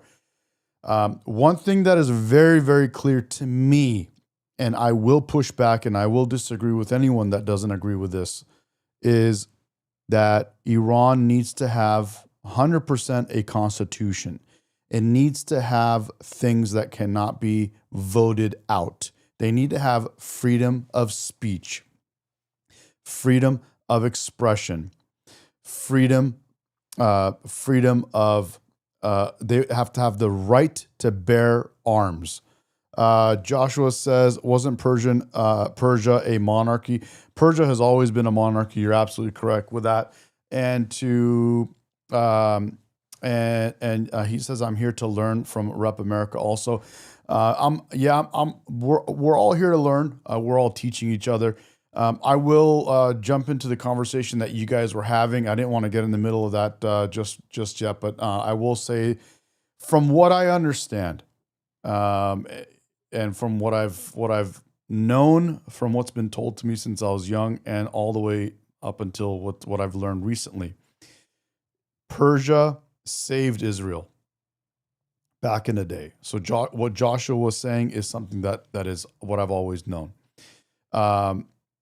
Persia helped Israel, saved Israel. Even Netanyahu himself has said that in the past. He said that, Persians did save Israel, and that Israel owes something back to Persia because of that.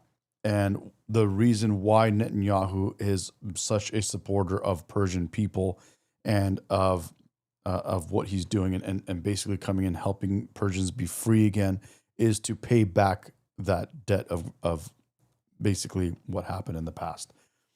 That's what I know. Max says no. Josh said the opposite. I don't know. I thought that's what Josh said. I don't know. Maybe. I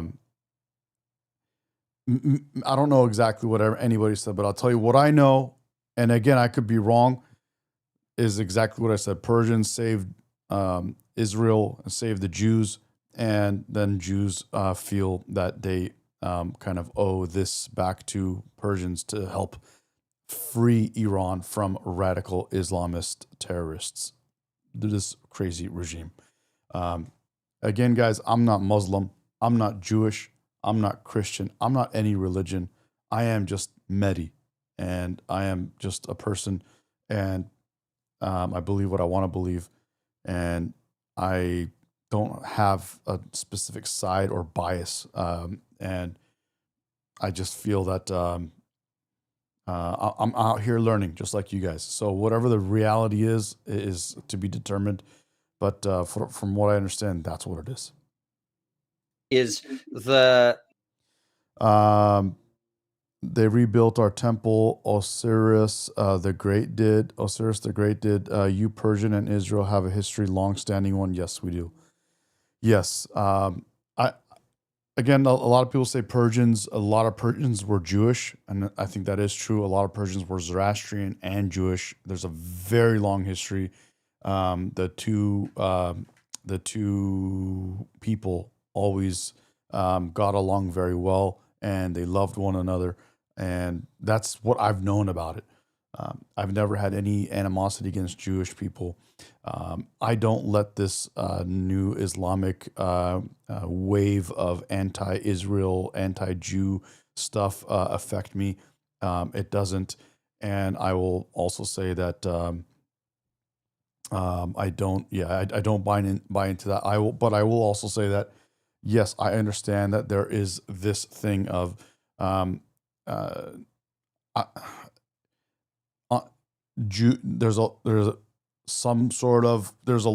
there's some Jewish people or a group of Jewish people that hold a lot of wealth or that hold power But there's a lot of other people in the world that do that. I mean, you could say that about a lot of places. Qatar holds a lot of power. Israel, yes, holds a lot of power and persuasion in the world and strength but so does Saudi Arabia, so does the United Arab Emirates, so does America, so does quite a few countries in Europe. I mean, I get it. There are some powers, but again, I will also say that I don't know enough, and I'm still learning. State Line knows. State Line knows. I have books behind me in this cabinet and in other places. I have other books that I have not read yet. I want to learn about them. State Line says my buddy doesn't even understand that perspective from a rabbinical standpoint. Rabbinical standpoint. Yeah, I don't. Yeah, I think you're talking about someone else, but again, State Line knows, bro. And if you guys don't know, now you know. I'm learning a lot. I'm trying to figure this stuff out. I'm trying to learn about the families that run the world and all that kind of stuff. I really am. So, but now you know as much as I know, or as much as I think I know. Okay, for what that's worth. Regional situation. Saudi Arabia, the UAE, and also Israel are all sworn enemies of the Islamic regime in Iran. They are all very concerned about the direction it's been taking in recent years, their support for terrorism in the region. These countries, and historically speaking, have been natural, not Israel, but the Sunni and Shia divide is obviously very strong. Is there a role, do you think, here for Gulf countries and Israel as well, in addition to President Trump and the United States? Oh, in terms of action, well, I don't think that will be necessary, but there is an opportunity here because, firstly, the Israelis, until like last year, for the past 5 decades, they never admitted any involvement on the ground. They never said, "Oh yeah, of course we got Mossad doing things." Last year because the United have been natural. Okay, so they're actually talking about Israel right now. That's interesting. Not Israel. Israel are all. Okay, Yeah, well, Francis, try reconnecting then. We'll carry on. Maya, so one of the things obviously is the regional situation. I like those Daisy Saudi Dukes. Arabia, the UAE, and also Israel are all sworn enemies of the Islamic regime in Iran. They are all very concerned about the direction it's been taking in recent years. Sorry, they're about to talk about Israel. I want to hear. That's what I was talking about Israel and what I know about Israel and stuff like that. Pull me. Oh, let me go like this first. How's that? That should be better. I'm going to let you get on. I'm going to use the restroom really quick. Oh, not this again. I'm not going to touch anything. Play. Okay. Well, let me listen to this part about Israel first, and then we'll go. Their support for terrorism in the region are all sworn enemies of the Islamic. Saudi Arabia, the UAE, regional situation. Maya, so one of the things obviously is the guys. Let's we're all talking about this stuff in the chat and about Israel and Persia and Iran and all that kind of stuff. Netanyahu. Let's hear it. I think they're about to have this conversation. Let's go. Regional situation. Saudi Arabia, the UAE, and also Israel are all sworn enemies of the Islamic regime in Iran. They are all very concerned about the direction it's been taking in recent years, their support for terrorism in the region. These countries, and historically speaking, have been natural, not Israel, but the Sunni and Shia divide is obviously very strong. Is there a role, do you think, here for Gulf countries and Israel as well, in addition to President Trump and the United States? Oh, in terms of action, well, I don't think that will be necessary, but there is an opportunity here because, firstly, the Israelis, until like last year, for the past 5 decades, they never admitted any involvement on the ground. They never said, "Oh yeah, of course we got Mossad doing things." But over the last year, they've been actually boasting about it. They've been bragging. Yeah, we've got over 100 Mossad operatives. They were doing this. We were watching everything, and they've been quite open about it now. Everybody knew that Mossad have always been obviously doing disruptions in Iran over the last few decades. But the main thing here is that Saudi Arabia, for example, is a huge rival or enemy to the Islamic Republic, but they don't want to be seen as that sort of superpower in the region. They have been taking a different approach. They never want to be directly involved in any war apart from Yemen, and but that's also so indirect. Even though they're basically hitting the IRGC proxies, they never release any statement against the Islamic Republic. It's a very cold war between those two. Israel is the only one that is more kind of outspoken, mostly because since 1979 the Islamic Republic declared war on Israel, saying we have a bit of a problem with you, we just need to wipe you off the map. I mean, it's a tiny difference obviously in terms of opinions between the Iranian regime and Israel wiping off. I don't think there's any need for any sort of coalition involvement in that sense, because I think Israelis, if they do anything, that will be considered as a self-defense, because they're in constant war with Iran anyway. The Americans, well, that's the American empire. It's the world police, whether you like it or not. And people would say, oh, boy, is America always involved? Well, somebody has to be. If it's not America, it's going to be China. And the Americans have bases there. They have interests in the Middle East. And President Trump, at least, one credit to him is that he's, unlike other presidents, he's open about the fact that he's basically the king of the world. He will be honest, say, I'm going to go in there, I'm going to take the oil as well, or I'm going to start businesses there, I'm going to do this, I'm going to take over temporarily. So that's actually quite refreshing, rather than like people who say, oh yeah, we want to be friends with the whole world. We just had to invade that country for humanitarian reasons. Like, just be honest. But yeah, I mean, the region, there's just an opportunity for everybody, most power players, to finally be on the same level playing field. Saudi Arabia, Israel, UAE, the future Iran. So you could actually have a peaceful Middle East, which could also help the rest of the world. And there have been rumors that... no. Maybe I should go out and come back in. No. No. We can't hear Francis, unfortunately. Well, I was going to ask you, one of the things that obviously is just mind-boggling, and we said this right at the top, is, frankly, I think it's ridiculous that we've got over 10,000 people watching this. That in itself is not ridiculous, but my point is something else, which is tens of thousands of people are watching a live stream with, let's be generous, two former comedians, Amir Francis, and a YouTuber in you. And because they're not getting this information on the mainstream media, I opened the BBC website as we were talking. It's something about a storm. It's this Minnesota officials talking about the FBI and the ICE shooting. The fifth most read story, or the fifth most ranked story on the BBC, is weight loss jabs are affecting Greg's. And there's nothing about this issue for 12 days.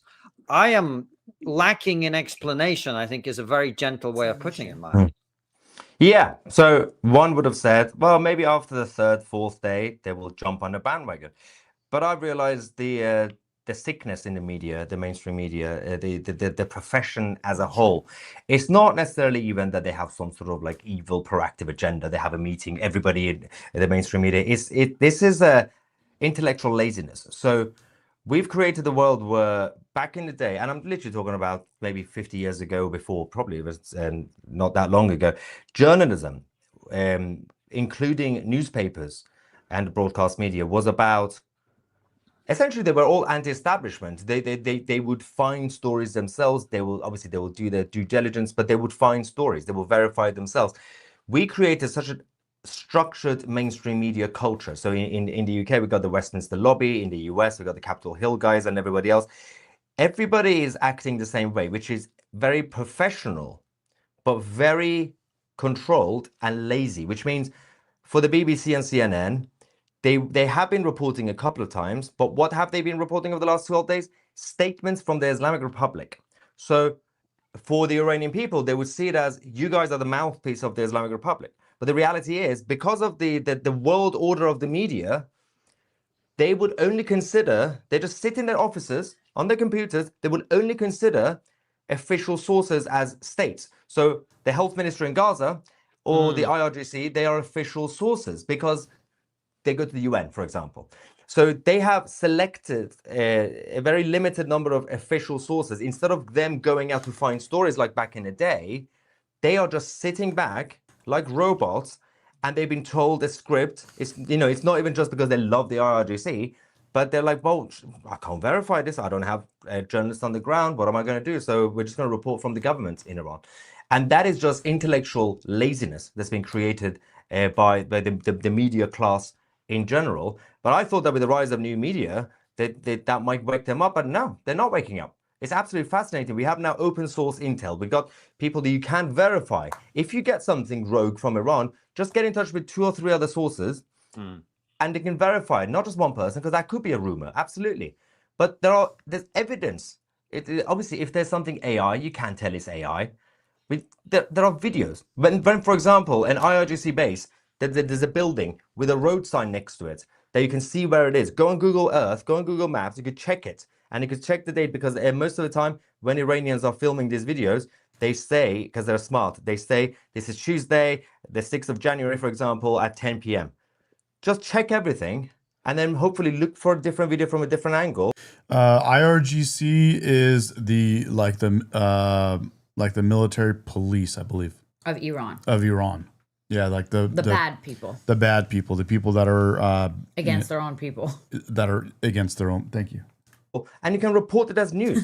Don't wait for the Islamic Republic official sources to tell you what's going on in Iran. I'm going to go use the restroom. Well, what's fascinating to me in this whole thing as well is we have seen with the conflict in Gaza that the BBC routinely reports stories that then turn out not to be true, precisely because of the approach you described, where they will take information from the Gaza Health Ministry, let's be honest, not the least unbiased media source in the world, right? And they will rush to publish it in order to get ahead of the story. So to me, that they don't have anything on this at all, I just find that so strange. And at this point, with the wide availability of information in the new media, it just looks, it's an incredibly bad look for institutions that, I don't know how you feel about it, but I've always made the argument that we need a good BBC in this country because we want to be well informed about world events. And the BBC has more resources than Trigonometry or Maya 2C TV, Maya 2C, to go after and cover this stuff. Is just extraordinary. Well, yes. So theoretically, what you always say about the BBC on paper makes sense, but there is an alternative. And people like me have been trying to push for this now. There's a small handful of people who do, when it comes to new media, who do news and live news. So what I've been trying to push, and I'm trying to get hold of all the others as well around the world, is you have resources. So you mentioned the BBC having an army of journalists. That is true. But there could be a hybrid. For example, we do work on CCTV. We do work with some Reuters journalists who obviously outsource things. We still have to verify things and we double check everything. I know, but I'm not going to touch anything. Even if you know the BBC, there are basically credible sources out there that you can still work with as a small channel to do this. But we are working on creating, for example, an all-party parliamentary group, an APPG for new media, for news, because there's still a gatekeeping situation where if there is a channel that's new media but does news and is actually doing okay in terms of balance or objectivity, you need to be allowed to be let into Downing Street press conferences and things like that. But that's not happening now. It's happening in the White House, but not, for example, in the UK. But the problem that we said, you mentioned the Gaza Health Ministry, to be objective, the same problem will happen for the BBC and CNN when they will get something from the Israeli government.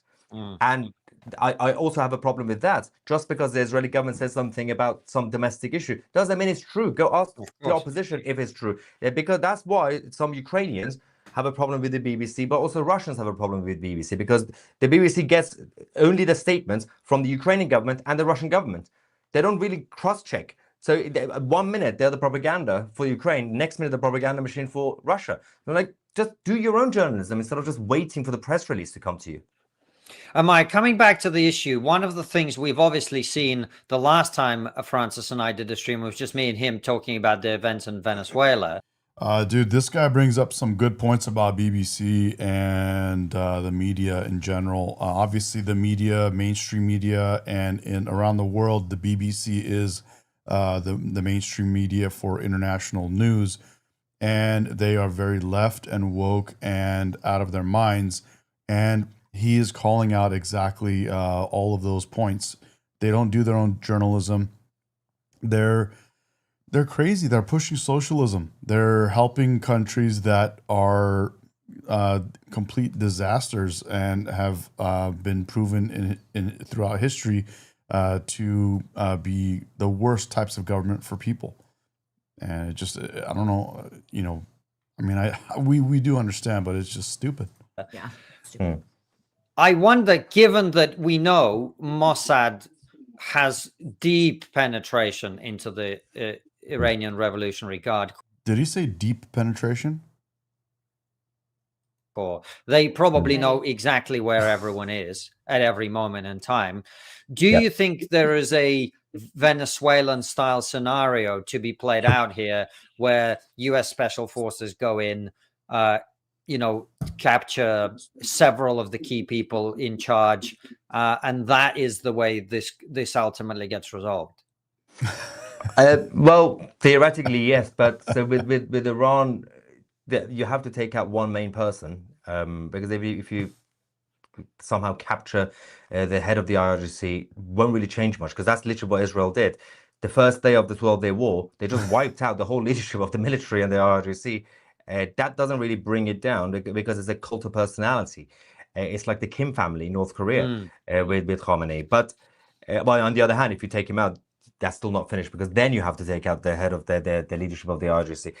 I don't see how, despite the Mossad intelligence, the CIA, I mean, the Iranian regime have been very incompetent with this performance of crackdown until now, but they're not that stupid, right? Surely they're not that stupid after seeing what happened to Nicolas Maduro.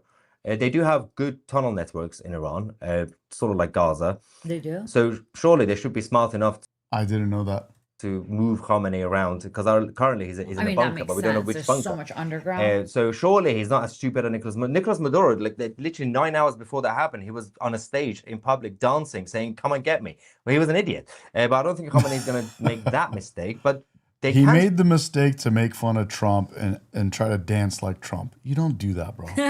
He did.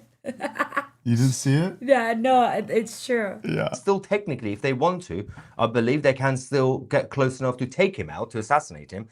But these are, again, just strategic decisions that, people right now watching, some of the people who are against Khamenei, they say, yeah, let's do that. But that's not really how geopolitics works, because in any moment, a decision could be the opposite. So people were really angry at President Trump, for example, for doing the ceasefire in the 12-day war. But there are many other reasons that had to happen. It wasn't just because Trump saved the IRGC. The Israeli defense was being overwhelmed, and many other issues as well. So it's not really that black and white, but there are many options. I think the most obvious one is the existing pressure, because there are sabotage operations happening, defections and everything else. The message from Tehran was a few days ago that the backup plan is to send Khamenei and 20 of his inner circle, including his wife and his son, to Moscow, only if the uprising continues and if we notice that some or a lot of our own forces are no longer following the orders, essentially some sort of defection. So, and by today, I can say, based on the uprising continues, the backup plan is to send Khamenei and 20 of his inner circle, including his wife and his son, to Moscow, only if the uprising continues and if we notice that some or a lot of our own forces are no longer following the orders, essentially some sort of defection. So, and how does he know by that? today, I can say, based on observations, that there have been a few who have been seen not to be following orders, and the uprising continues. So if tonight goes well for the people, because there seems to be a massacre. Tusi, the guy on the right. Is this live? Yes, this is live. Tusi, the guy on the right, speaks to the Crown Prince Reza Pahlavi. Yeah, but the Crown Prince doesn't talk to Khamenei. Well, they know people who know people. Right now on the ground. I think this could just finish it by itself in the next few days, hopefully. And we talked about it a little bit already, but you mentioned Russia there. Russia has not been directly backing the Iranian regime quite in the way that it has others, in the sense that when the 12-day war was happening, Putin was basically saying, we're staying out of this one. What is the role of Russia and China with the regime, and has that changed due to recent events? So this is quite interesting. Tucker Carlson said it's going to be World War III at the time. China will attack, Russia will attack. It's like, how? Why would they sacrifice everything and the world order for Khamenei? Of all things, it makes no sense. Because the three top players, America, They China, will Russia, not. make decisions on many things, but based on... Yeah, guys, just watching the chat. Sorry to hear for your losses, What man. They were talking about what's happened with in one case Candy's brother. Oh, no. I'm sorry, Jennifer's brother. And What happened? Is it Jennifer's brother? My brother from the Navy died from. Oh no. That's Joshua. Yep. And Candy. Yep. Candy. Who is winning? Who's got the upper hand? If Khamenei was right now strong, yeah, then he might have taken the risk. But he doesn't have the upper hand. Putin also has the problem of negotiations over the Ukrainian situation. So I can imagine during the last few days and the 12-day war, the White House picking up the phone to call Putin and say, don't even mention anything. But maybe there's no need for that phone call because that will just be the Kremlin decision anyway. But my personal theory is also the way Russia and China act on the world stage overall, except for what's happening in Ukraine, is actually psychologically because they want to counter everything that the American empire does. And the American empire over the last few decades has been very interventionist, very open interventionist, especially now, ironically, with President Trump. I mean, there's not really a warmonger, but he's been doing interventions. And because they do the opposite, but publicly, but they basically do the same thing, because they're all, people keep saying Western globalists, but I call them the Eastern globalists. You know, it's not like they're the saviors against globalism. They have their own agenda. But they don't want to be seen as like the West or NATO, that, oh, we will attack, we will do this, we will take over, even though they are doing behind the scenes. So China has been very quiet about their support for the Islamic Republic, but they still have been sending equipment and support. Russia, earlier on, there were a couple of cargo planes that landed in Tehran. We don't know what's in it, but there are some things in it. That they still do those things, but not publicly. They can't. It's not in their interests. They especially the Chinese tactic or strategy actually is just wait for any sort of fallout and just play with the new players. So it's the same with Syria. Whether it's Assad or Al-Jilani, the Chinese Communist Party will go and shake hands, say, do you want to do business with us? Same thing will happen with Iran. They would still try to come to Iran after the revolution to say, would you like some business contracts, for example? They will still try to do that because they're doing this soft power influence manipulation because I think they're saving that hard power for when it's needed for Taiwan, just like Russia's Ukraine war. But they can't afford to risk the world order over one tiny friend like the Islamic Republic. Can't go to war with America over Iran. That's embarrassing.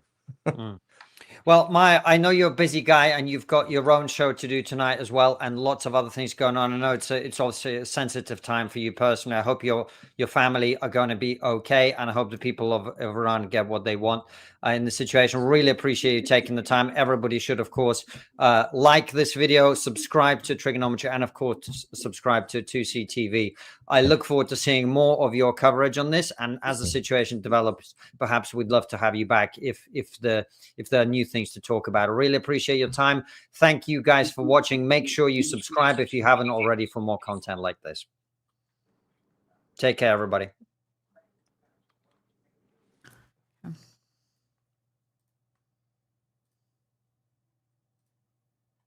Okay, guys, just taking a look to see if there are any other. Let me fix this. Let me see if there are any other updates. And let's see here.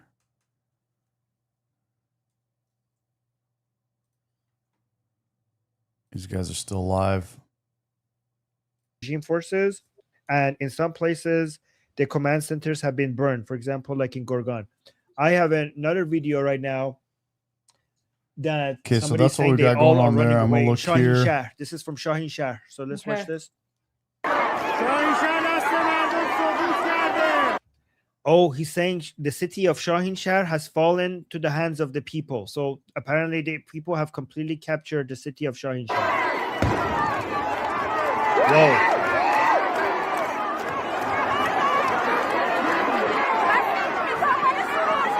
Wow. Wow, dude, look at that. So he's Crazy. saying they burned 10 to 15 motorcycles from their special forces, and all of them have run away. All of the special forces have run away. Oh, really? In this city. Wow. How do you get that live stuff? Well, I'm getting it from them. Oh. They're getting this live, and so they're posting it up, and I'm getting it from them. Guys, I gotta go. We gotta go.